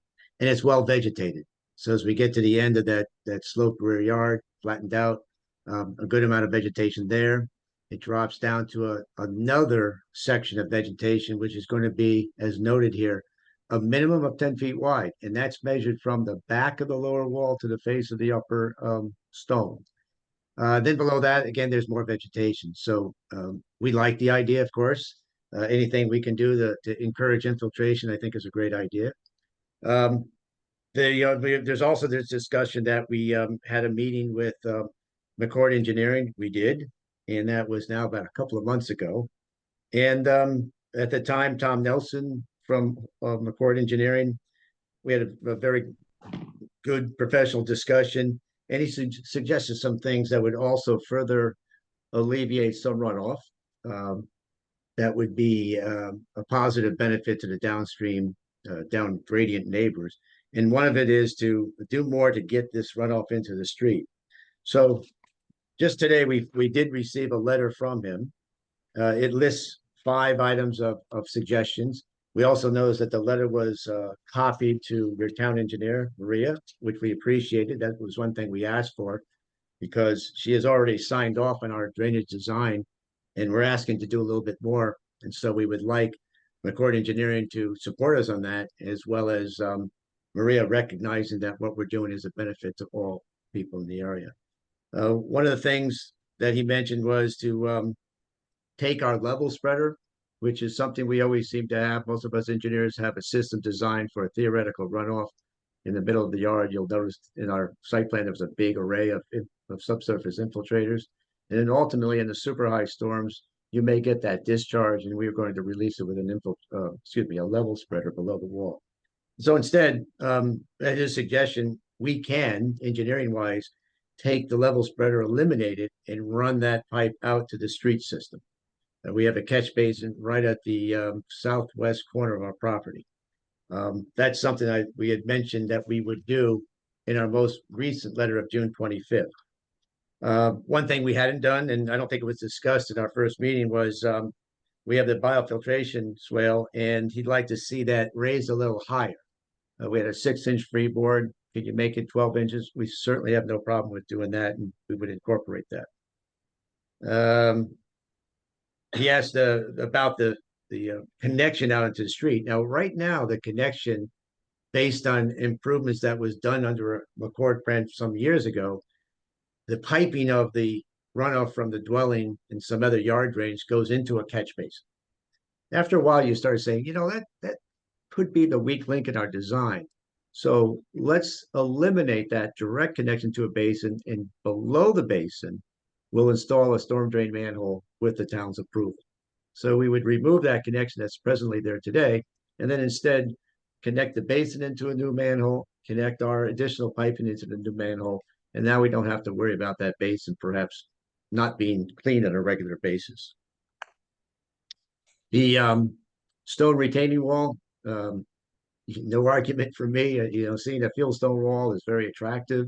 It provides animal habitat on the small critter size, as well as all the vegetation in between the walls. But as most engineers will do, they like to caution on the side of safety. So should there be a situation of some groundwater loading, to relieve that hydrostatic pressure, they'll typically always show a footing drain, a wall drain. And there's two ways to eliminate, or two ways to release that. And that's with a wall drain that carries it away to a different location, or to put in weep holes. Again, looking at the design, as long as the town engineers allows us, we can run that wall drain out to the street and tie it into the same storm drain manhole. We don't expect much runoff from that at all anyway, given the type of soils. So that's something we can incorporate as well. And if the town engineer approves it, it can be done. Last is, he mentioned that our existing previous model didn't show how the house roof drains had been diverted away from the westerly property line. And quite honestly, we were not aware of that plan, and we had some information of drainage in the backyard, but we were not privy to the design plan, nor was the as-built information provided on the topographic survey. So no problem. I think in this case, previously we said we wouldn't bother rerunning our drainage model, but in this case, because of the comment he made, that's a good idea. And so as we incorporate these changes, we're going to update our drainage summary report as well. And everything you'll see again will be positive, because at this point, if we incorporate all these changes, we're just reducing even further the amount of sheet flow runoff that would migrate towards the neighboring properties. I think it's a great plan, and we have no problem, like I said, incorporating those changes.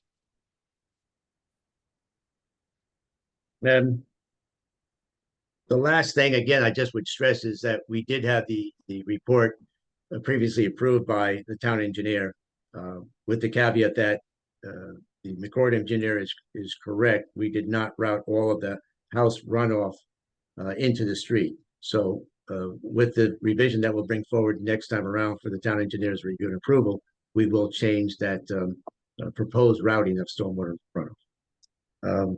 that is basically a summary of the changes we see. We think is a big benefit and certainly available for any questions you may have.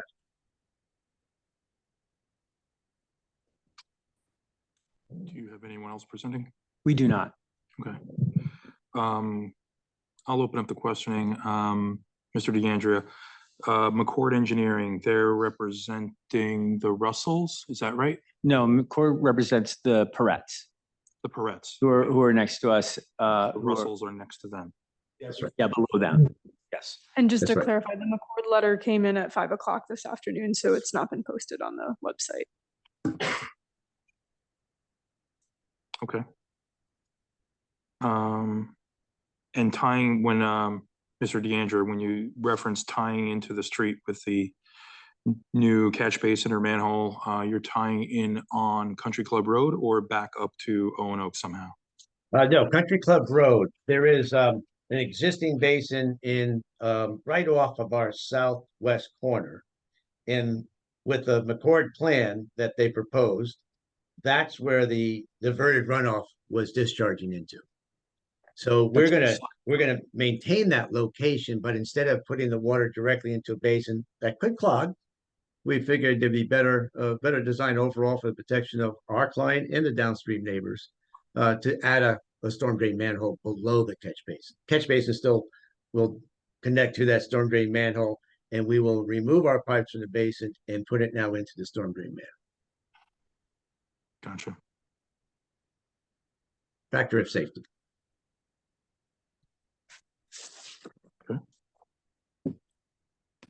Commissioners, any further questions? I have a question back on, I think it was slide 6 or 8 that showed, yes, that, well, any of these. How deep, I mean, I think I counted 12 feet, but how deep is the fill from the existing grade to the new grade? At the deepest point, obviously it changes. Right, it's a triangular shape, so it goes from 0 where it feathers in at the top to the maximum is 12 feet. That's correct. And I believe you told us last time about how many cubic yards of fill are you bringing in to the site to make that change? Len might have that number handy. Len, do you have that? We don't have that. Give me a little time. I don't know if I have that handy tonight. I can certainly provide that. Oh. Does anyone have that letter? Is there some way we could see that letter? The McCord letter? Yeah. I have it here. So that we could see it? Can you put? I don't have it on the website, so I can't share my screen. Okay, and while we're thinking about that, we had a, let's see, there's some cut, there's some fill, there's a net fill requirement of 7,900 cubic yards site-wide. Okay, thank you.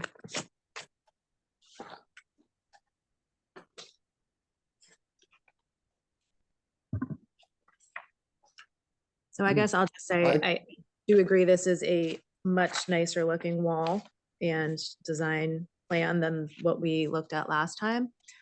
I'm still not convinced that we need to allow anybody to bring in 12 feet of fill or 7,900 cubic yards to give themselves a flat backyard. I think part of the charm of New Canaan is its topography and its rolling hills and valleys and ridges. And I mean, I get that everybody alters that to a certain extent, but this is a pretty massive alteration that it feels like too much to me.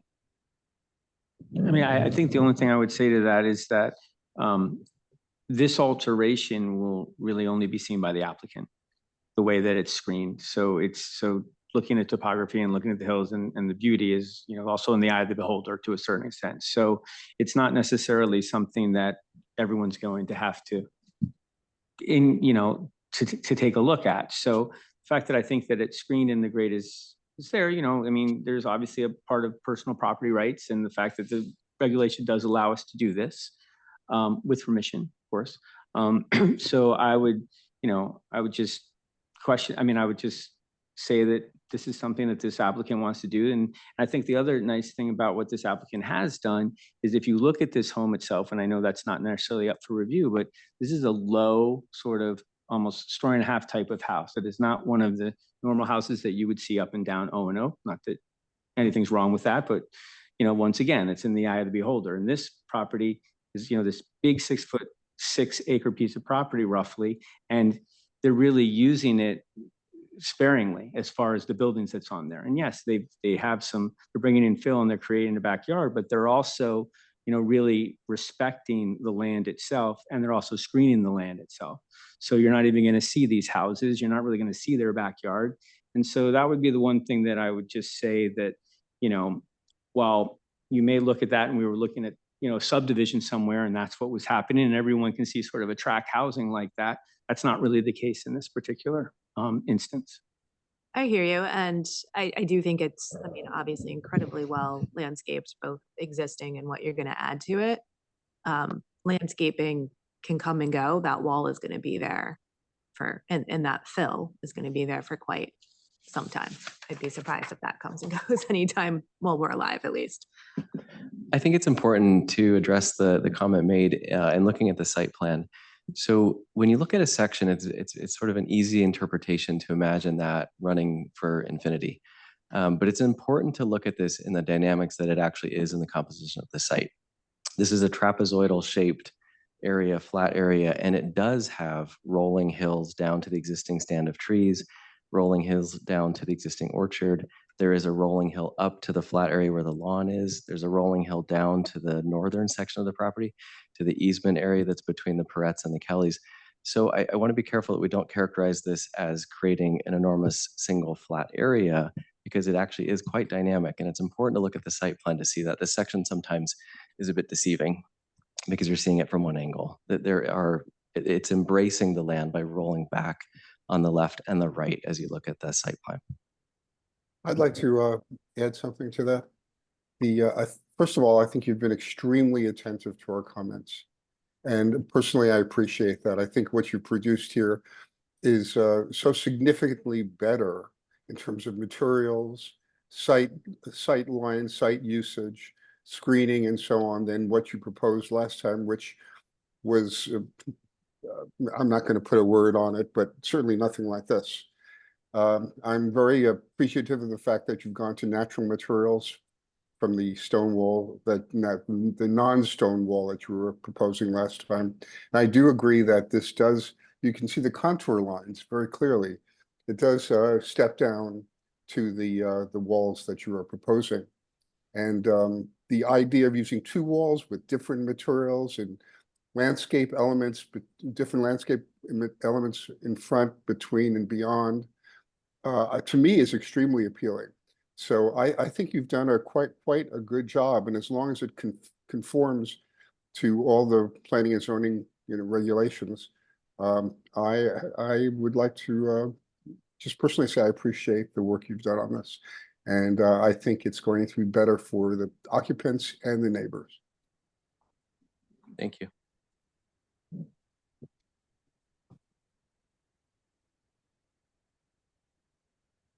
Commissioners, anything further?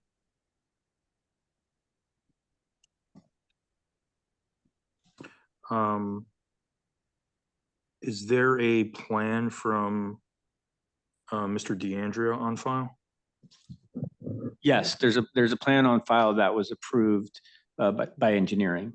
And then that plan has been essentially enhanced. What we've done with this particular plan, and I'm speaking for Mr. DeAndrea, but the fact of the matter is that we've only made it better. Like the plan that's been already approved is already better. And we're also willing to obviously take in all the comments that the McCord Engineering has put forth and incorporate that as well to the plan, which would further enhance the plan that we had approved. I think what I'm trying to say is that the plan that we had approved would still work today with the two wall system that it was going to work with the first wall system. To be clear, what you're saying is the plan that was approved by our engineer, town engineer. That's what I mean. Yes, by the town engineer. That's what we had submitted to them initially. So the two wall system, according to Mr. DeAndrea, is the same plan works.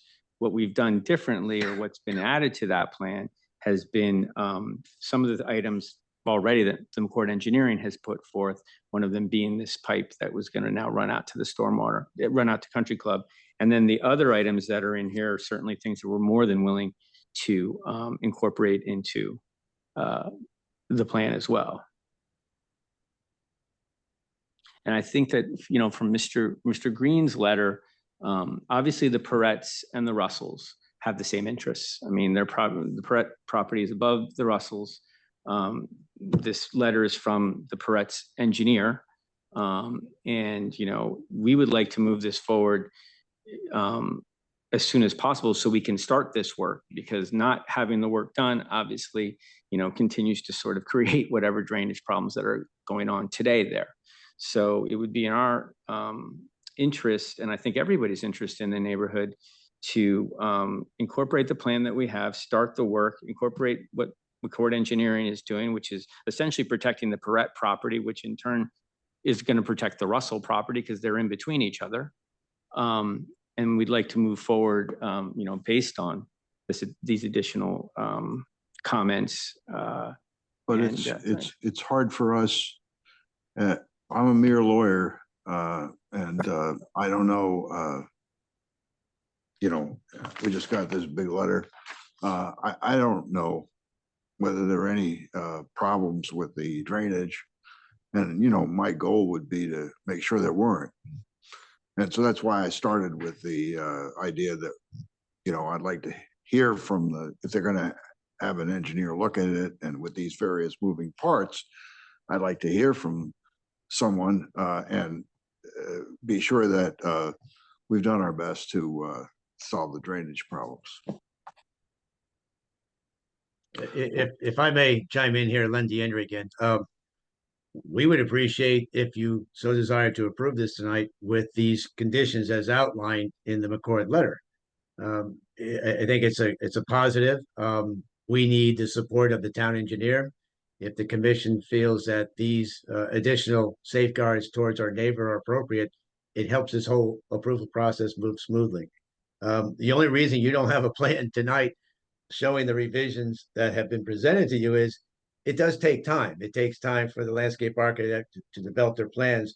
We then review that, and we saw this as saying, well, that's great. This is certainly going to even help further on our drainage management plan.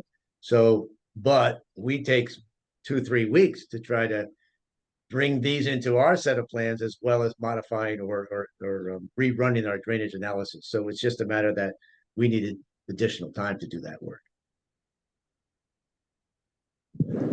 And we wanted to make sure that we had the McCord letter, which thankfully we did receive today, so that we can see exactly in a formal way what comments he had that can be incorporated into the drainage. Correct. And just to clarify the process for you know, town staff side of things, the 5-foot retaining wall will require a building permit, and the town engineer will have to sign off on any updated drainage analyses and site plans should the commission approve this. Say that again. I didn't hear the last sentence. So the town engineer will have to re-look at the updated drainage analysis and site plan, and they cannot get a permit for the wall without her approval. So there's one more checkpoint, essentially, is what you're saying after, yeah. Mm-hmm. And what I'm concerned is there's specific requests made by McCord Engineering in terms of modifying, some of which Mr. DeAndrea spoke to. How confident are you that you can satisfy all these concerns and recommendations? Because obviously they were part of an original analysis back in 2008 to try and solve drainage issues on this property and the adjacent properties. We want to make sure that the integrity and stability of the drainage solution is maintained for the neighbors as well. Yeah, you know, that's a good point. And looking through the drainage report that we had prepared earlier on, we showed dramatic improvements as it was. And the reason is, you know, in the requirements, which will become more stringent soon in the town of New Canaan, we introduced infiltration. And that wasn't there before. They were diverting runoff away from the westerly property line. But now with our new design, we went even further than that, because now we're taking a certain amount of that runoff, and it's not leaving the property.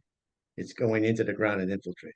So again, we look at this as saying, no, I don't see any issues where we can't accommodate these requests. There is only one added that we didn't discuss initially, and that's where he had a chance to review our drainage report where he said, hey, you know, the whole purpose of what we did a number of years ago was to remove the water from the dwelling that was going towards the westerly property line and put it into the street.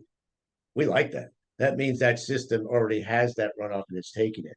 So with the modifications that he's asking for, the infiltration that's already been designed and approved, the biofiltration basin, those really aren't going to change. It's just a matter of revising our site plans and incorporating these other very small changes as far as I'm concerned. They're all good. But overall, your site development plan, Mr. DeAndrea, you know, sheet from the original application, sheet 104. Yep. As well as all the supporting details and everything else, containment areas, all of that will need to change to reflect the revised wall condition as well as these drainage solutions, correct? Yes, we're now going to have two walls. The development plan referring to revision 42924 showed the fill envelope, showed the one wall that will be broken into two. The infiltration array, I don't believe it's changing at all. We did talk about modifying the biofiltration basin there to make it a little higher to get to just provide a greater protection of another 6 inches. So those are the major changes. Those are really it.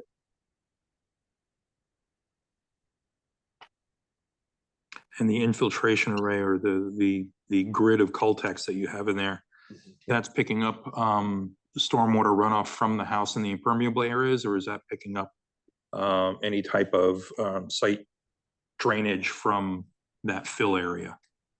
Not from the fill area itself, because the system itself will be in that fill envelope.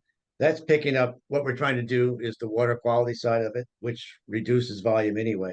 That's picking up things like the driveway and the roof and areas around the pool. So the higher areas where the impervious surfaces are. Gotcha.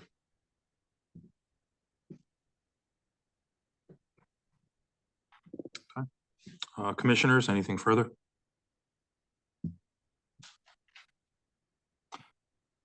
Okay. I'm sure members from the public are going to want to speak. They will. I'm Yeah. asking you, anything further from your side at this point? I mean, I think that the plan that we've come up with, I think is, you know, as Mr. Swerdlow even mentioned, is a much better plan. I think we've addressed the concerns of the commission for the most part.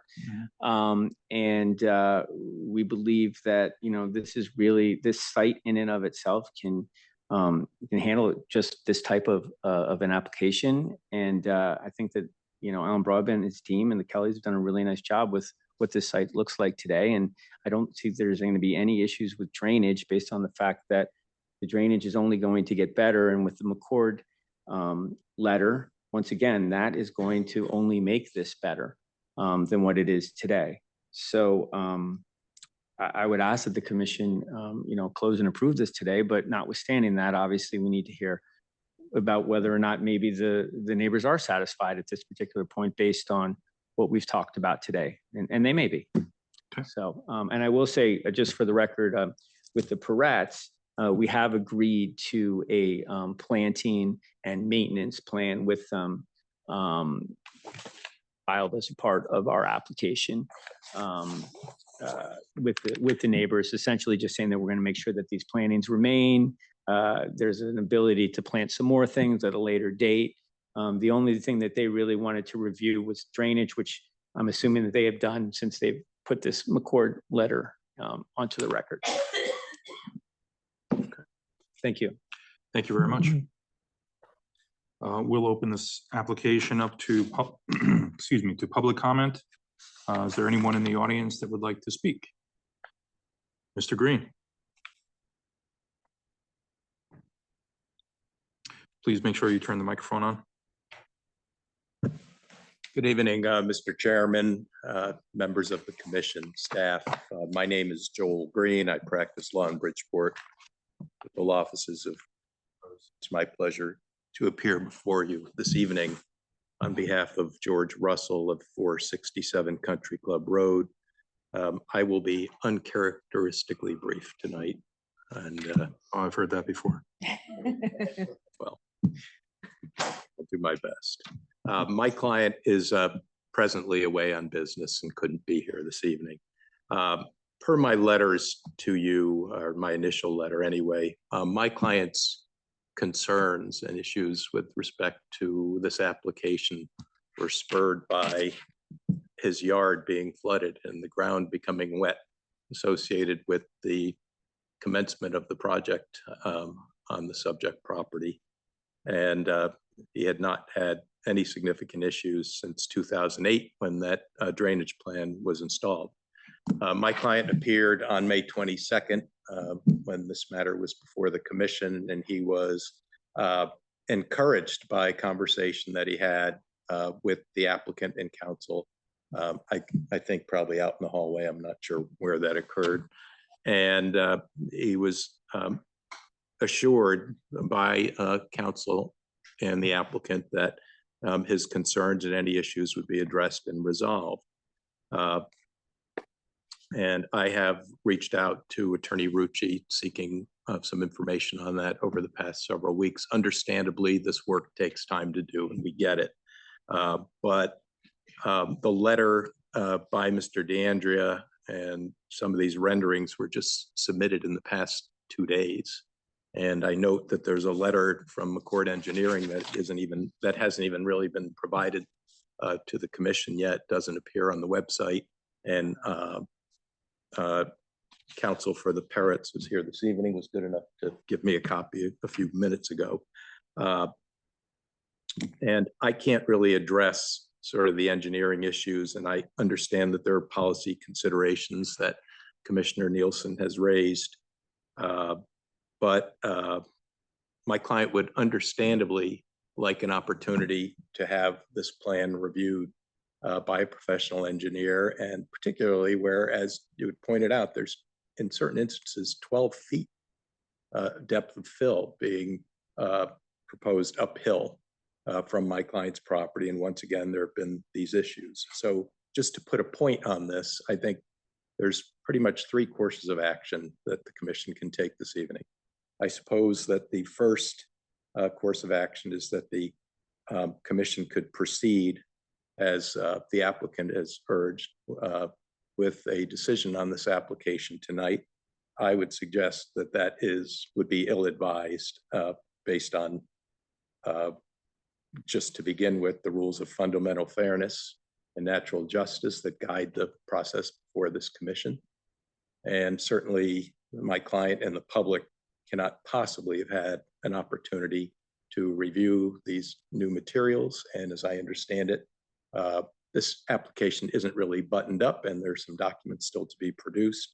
And while counsel, I think, sort of commented briefly that my client is not within 100 feet, and I think he was probably referring to the fact that my client is not statutorily aggrieved by a decision by this commission, I can similarly state with confidence that my client is my client's property is especially affected by this application by virtue of the drainage issues presented, and he could easily prove classic aggrievement if necessary. Item 2 is, under the circumstances with the applicant having submitted documents just in the last 36 hours or whatever it's been, this commission could decline to accept these documents at this late time and based on the time limits involved, and proceed on the original documents, which I think would similarly be ill-advised. The third possibility, which I think would be the wisest, and I'm going to make this proposal and try to be really a good neighbor, is my client is not looking to overturn this project or defeat this project and wants to be a good neighbor. So I think the sensible thing would be for the commission to hold this matter open. If the applicant can produce the final drawings and whatever and button this up, then I can assure you that my client may not need to take up any more time before this commission. And I would be happy to, as soon as I have the documents in hand or whatever the applicant is proposing as a final document, if there's anything else to be submitted, I think there probably is some revised drawings. And to take the information that we have and allow my client an opportunity to review it with a professional engineer. And what I would do, and Attorney Rucci and I have worked successfully together many times in the past in resolving these matters, but what I would do is, as soon as I can, I will reach out to him and say, look, we are satisfied with the application. We're not going to oppose it. And I think my clients hope that that is the outcome and that he gets some comfort that the condition of his yard will be remedied. And I would let him know as soon as possible. I mean, as soon as we have it, we'll get right after it. And potentially he could begin to mobilize. This matter could appear on the next agenda of this commission. Simply, you might not even have to hear anymore, and you could just go to a decision process on this. I understand, and I'm not minimizing the policy considerations. I leave that to the commission, but we won't stand in the way. So what we're asking right now is, again, as neighbors, and taking our neighbors' word that they would address our concerns to our satisfaction, but to allow us an opportunity to review what is being proposed. And again, the magnitude of this project is not insignificant. There are policy considerations involved here, and I'm not sure that the fact that it can be seen or not seen necessarily satisfies all of the policy considerations, but I'm not here to talk about the merits. So that's my request. That was relatively quick, wasn't it? Pretty good. Okay. You beat your record. By a lot, I know. Thank you. And it's not midnight. Thank you. It's a PR. Thank you. Is there anyone else from the audience that would like to speak? Is there anyone on Zoom that would like to speak from the audience regarding the application for 672 Owen Oak?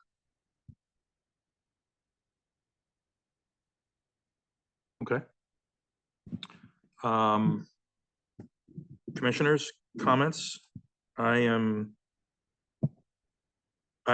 kind of share the same opinion as Mr. Green, given that we've just received this information from Accord Engineering, given that there will be impact to the design on the stormwater retention solution, as well as discharge into the piping over on Country Club Road. I'd like to see that buttoned up and documented before we move for any type of an action on this application. How does the rest of the commission feel on that? As Commissioner Canag, as I've made pretty clear, I agree. Understood. Yeah, I agree on that as well. I think that they have solved one part of the equation, but the other part of the equation, which is possibly more significant in terms of drainage and impact on a neighbor, not visually, but functionally, needs to be clarified. So I would agree with Dan on that. And to be clear, I don't think it's far. I think we're hearing all the right things, both from the applicant's side as well as from the neighbors, that there is a solution here. But given the size and scale of the modifications proposed, I'd rather make sure that everyone's had time to, both from the neighbors, anyone else in town that has a concern on this, as well as the applicant side, everyone's had a time to digest what's been submitted by McCord. The modifications seem pretty straightforward. I think Mr. DeAndrea touched on them earlier.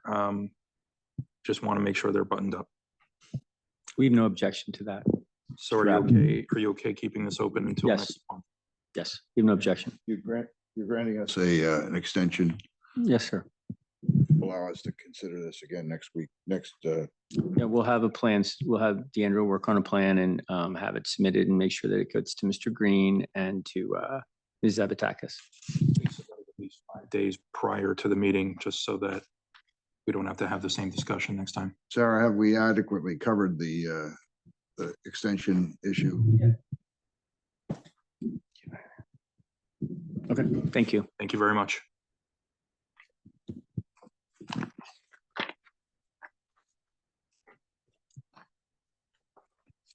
Could you just stop sharing your screen? Thank you.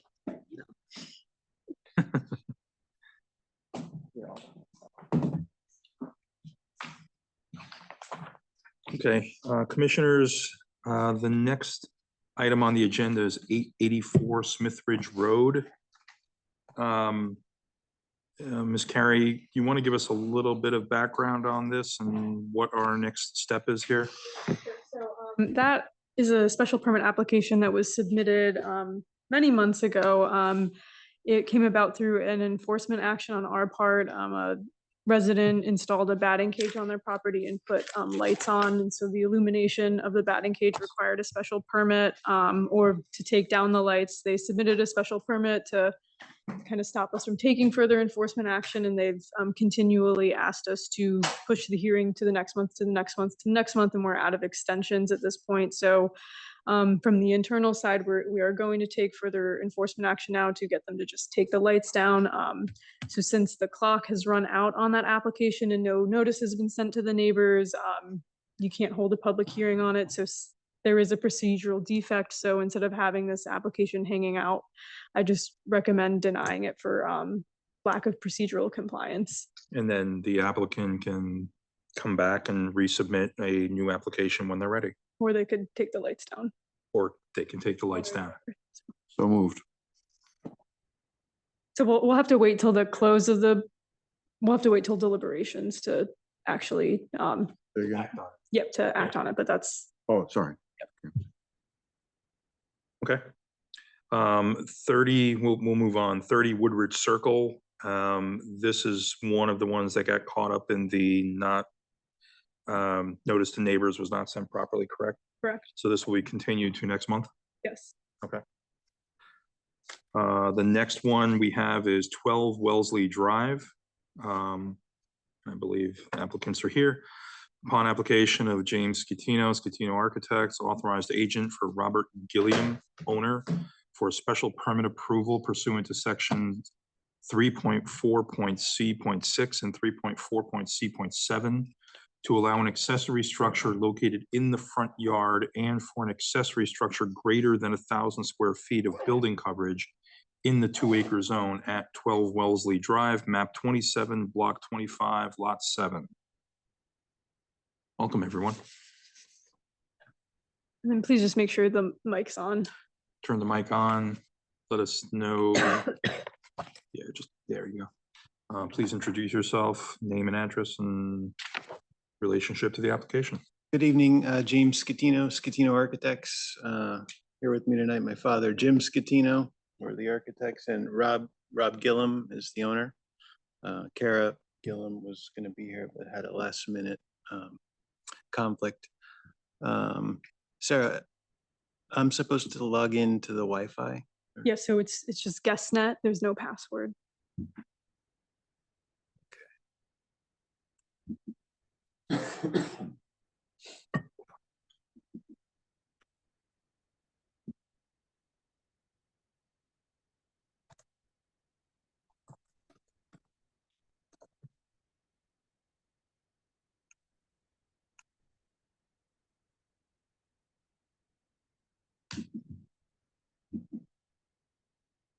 Okay.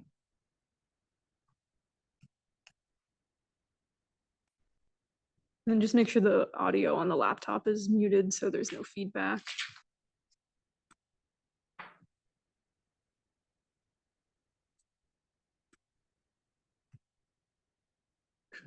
You should be able to just share your screen when you're ready.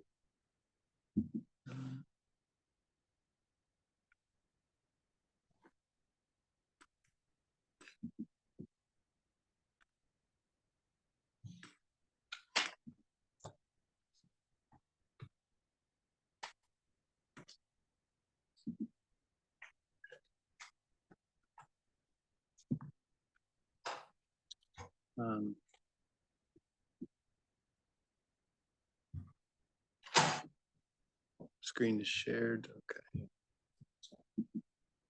Okay. Okay.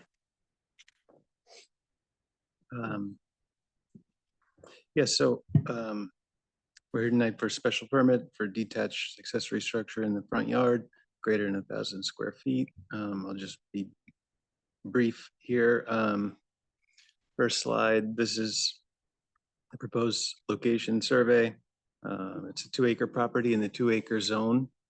It's a corner lot at the intersection Wellesley and Greenlee Road. You can see there's an existing main house over on the setback from the road, closer to the west property line. The existing curb cut and driveway and turnaround.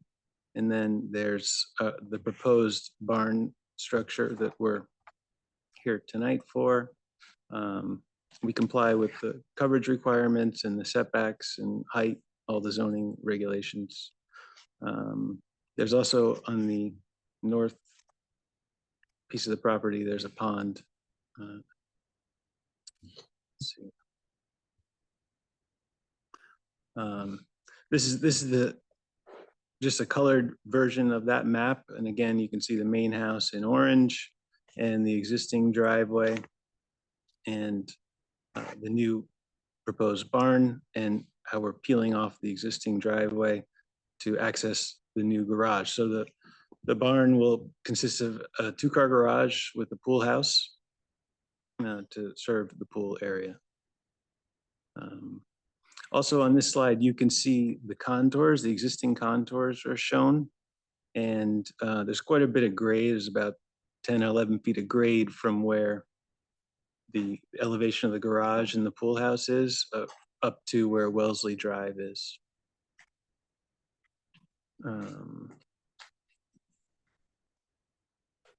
This is a view of the site. You can see the existing main house.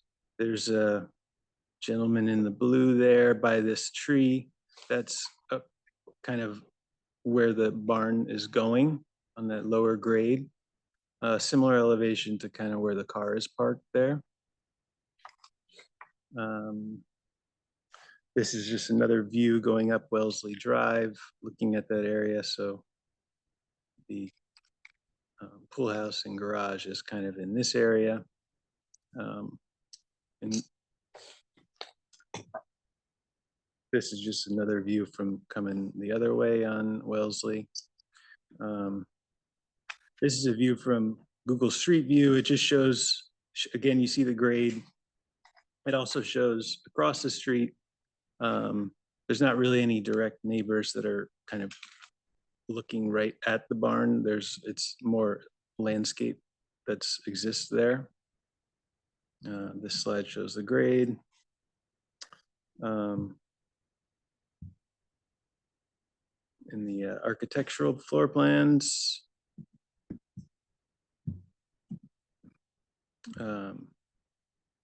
So there's a 2-car garage and a covered porch on the side, basically a pool house, rec area, pool bath, covered porch, and out to the pool is on the left side of the page there. There's a stair up to the 2nd floor. It's basically an open rec area with a guest bedroom, and there's no bathroom on the 2nd floor.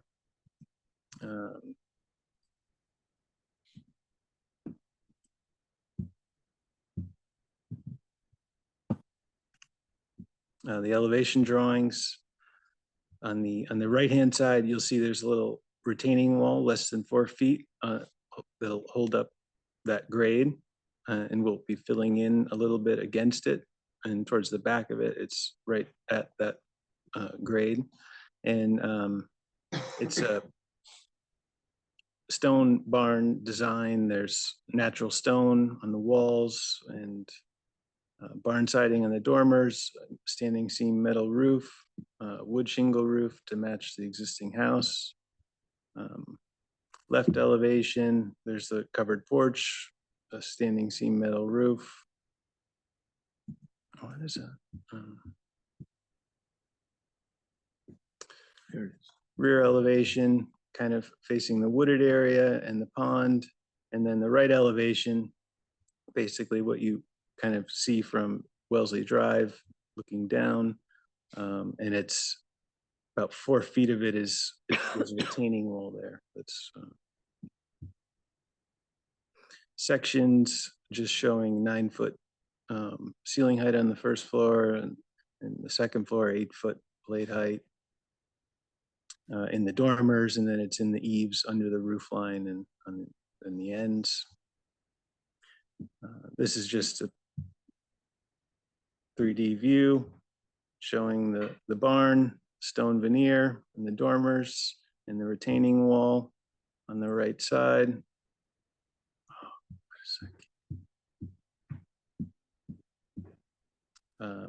Another view showing the pool and the covered porch. In the backside, you see the retaining wall again.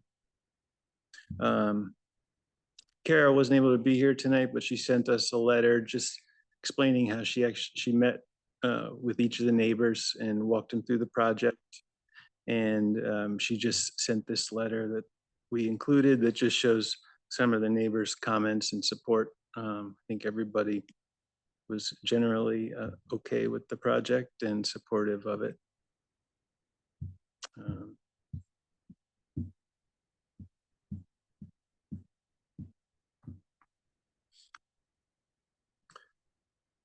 This is the Palladino's septic plan, which has been approved by the health department. The new accessory building will have a small septic tank and septic system, its own separate septic system that's been approved. Doug DeVesta is the site engineer, and this is drainage and grading plan. All the storm waters from the roof leaders in the patio area is being collected and sent to Coltech, which is kind of shown right here. And that has also been approved by the town engineer. And that's kind of covers. We had wetlands. Yeah, there's wetlands on the property, and Kathleen has seen all this, and she had no issue with it, and it's really not part of the special permit application. Looks like everything is outside of the 50-foot wetlands buffer zone, right? Yeah, we do have a little retaining wall for the pool, just to have a little more space there, but yeah, the building and all the drainage and everything is outside of the 50-foot. Okay. And the pool is also new, correct? It's part of this application. The pool is not part of this application. It doesn't trigger any of the special permit requirements. It's not in the front yard. It's not related to the building coverage. So it's really just for the structure. Understood. I guess what I should have said is the pool is new and it's part of this project, not necessarily this application. Okay. Commissioners, any questions? Commissioner Chris, if I read that correctly, part of the retaining wall around the proposed pool would be in the upland review area. Again, Inland Wetlands is aware of this and they don't have an issue with it. So. Yeah, Kathleen, right now, she has all these documents. She's putting the checklist together for us. If we were to be approved and go to building permit, we would file that application. Apologies if I forgot. For water, what are you doing for water? Do you have your own well or tap into the other well? It might take it off the main house. Use the main house. Okay, fair enough. And apologies if I missed it. Do you have a formal landscaping plan or anything? We don't have a formal landscaping plan yet, but I know Kara and Rob. Kara mentioned yesterday that they're going to be working with a landscape person. She actually, one of the neighbors she met with gave her somebody, and so she's. Would the applicant have an objection if the commission decides to approve this, that it be conditioned on a formal landscape plan being submitted to Sarah Carey? She would then need to review and approve it. Yeah, that's fine. Okay. And just to confirm, the exterior is all natural stone? Yeah. Natural wood. Understood. Thank you. Those are my questions. Thank you, Mr. Chairman. Commissioners, anything further? If you have any ideas of using this building as a accessory dwelling, sort of sneaking in a kitchen and making it into a full-fledged accessory dwelling?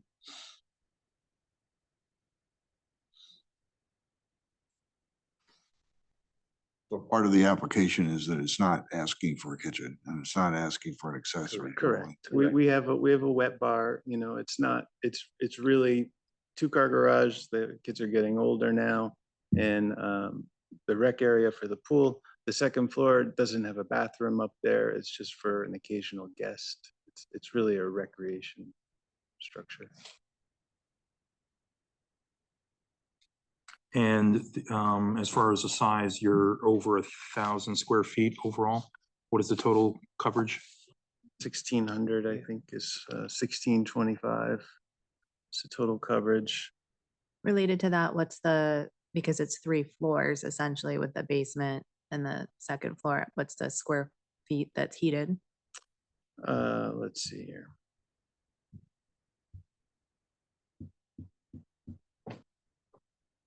I think the first and second is 2,000 square feet. Yeah, the 16 is the first floor. 1625 is the first floor. Basement's not, every part of the basement's not finished.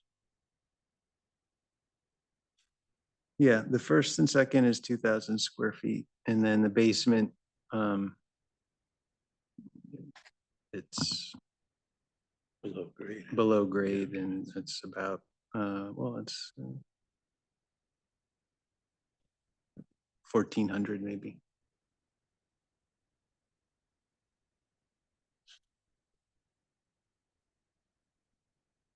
Okay. Any commissioners, again, this is, this application relates to section 3.4.c.7. So the accessory dwelling, the accessory structure is, it's not in the front setback, since we have a 45-foot front yard setback in this particular zone off of Wellesley. But it is inside the 150-foot, which is now 75. And it says, yeah, okay. Which is now 75. So it's again that whole issue coming up again in terms of that front yard setback. That's what we're considering here. But I mean, my opinion, I see the site plan and it's a unique property. It's 2 fronts. The existing structure is kind of pinned up against the side yard, which is actually an easement driveway for the flag lot next door. And then the other direction, it's all wetlands. So there's not a lot of other area that an accessory structure of this could be positioned and still make it work with all the other implications.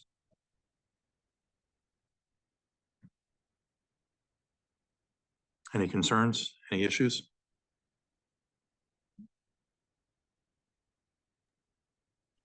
This is Commissioner Engel. I thought we were cautioned by the town attorney on this kind of application that it would be better suited to a variance and going to the ZBA. Maybe I misunderstood. That is not what the town attorney was recommending during that discussion, but like the commission has the authority to grant a special permit for this proposal if it finds that it complies with the special permit criteria. Under the current zoning regulations and charter, the way we operate and the way ZBA operates, we have the authority to grant that special permit. I think what you're thinking of, Mr. Engel, is the legal counsel's recommendation that we revisit the responsibilities of those types of actions in the future, but that would require zoning changes. If I remember correctly. That's right. Okay. Commissioners, anything else to add on this application? Mr. Chris, you mentioned planting plan. Is there a specific concern of yours in terms of the planting, just to offer the applicant some direction? I would assume you're concerned about the side facing Wellesley. Yes, I mean, this Commissioner Chris, it would be to soften the impact of the structure on Wellesley, since it is let's call it the front yard. So different types of, including heights of trees in order to have a layered look, and also a focus on environmentally friendly native plants. They tend to, perform well. People like them. So that's what I would focus on. It would be a, professional landscaping plan, and that would go to Ms. Carey, who would need to approve it.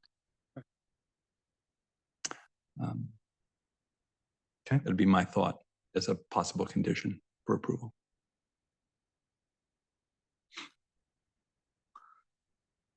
Okay, commissioners, anything further? Do I hear a motion? Public? Oh, sorry. That's right, public. I'm sorry, to the applicant, do you have anything further to add? No, I think we're good. We're good. Is there anyone in the public in the room that would like to speak to this application? Is there anyone in the public in the Zoom world that would like to speak to this application? That's a no. Okay. This meeting is closed. Thank you. Thank you.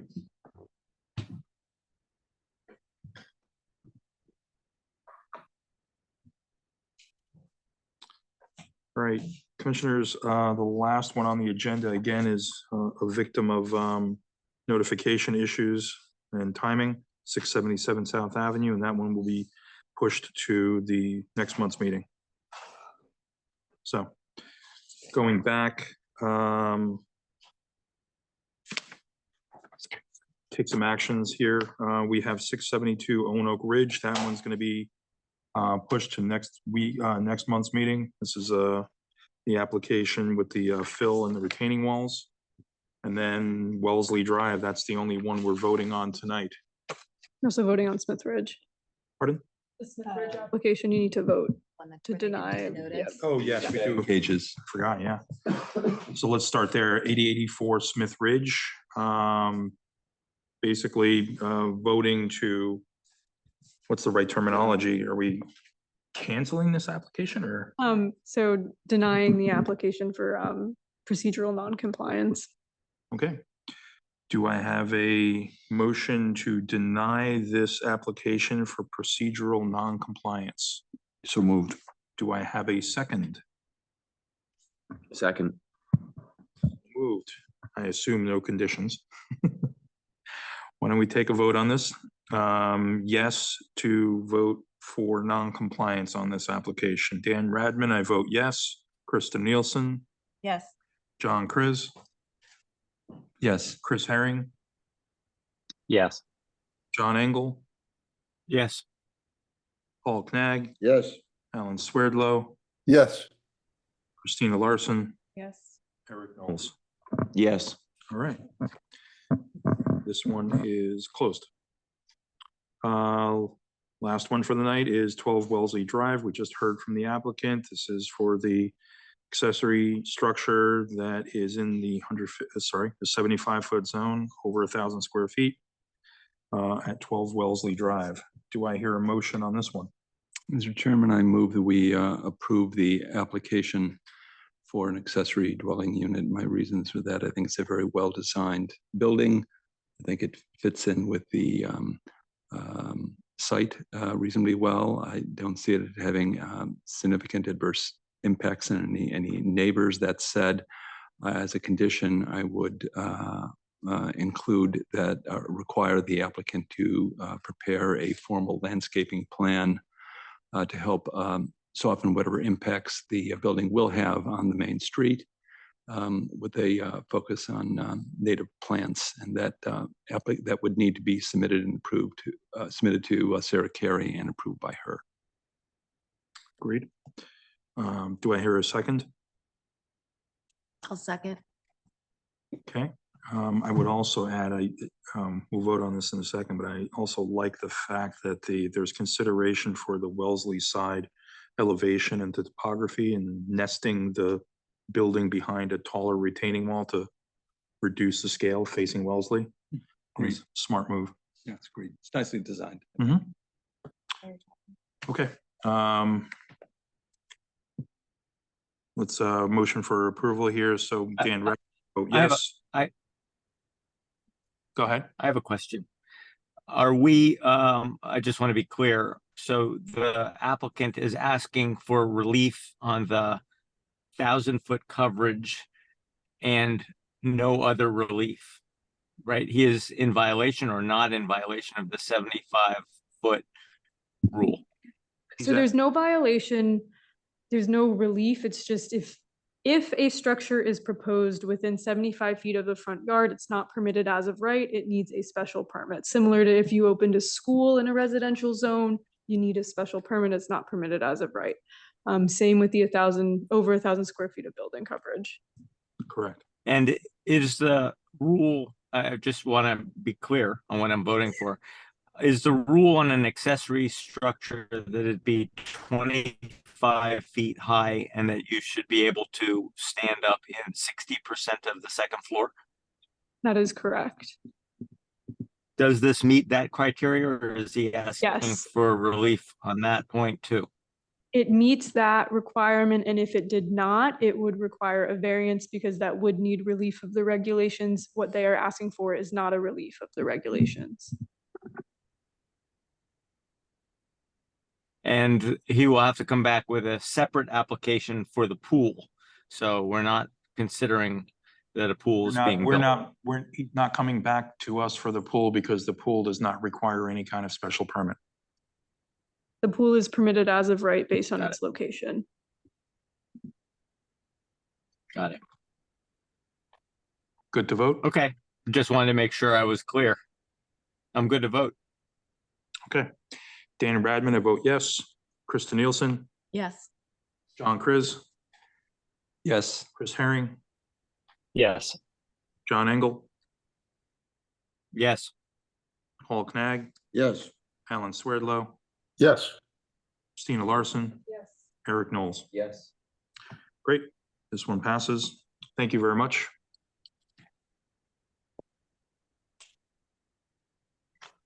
And then no action on 677 South Avenue. That pushes.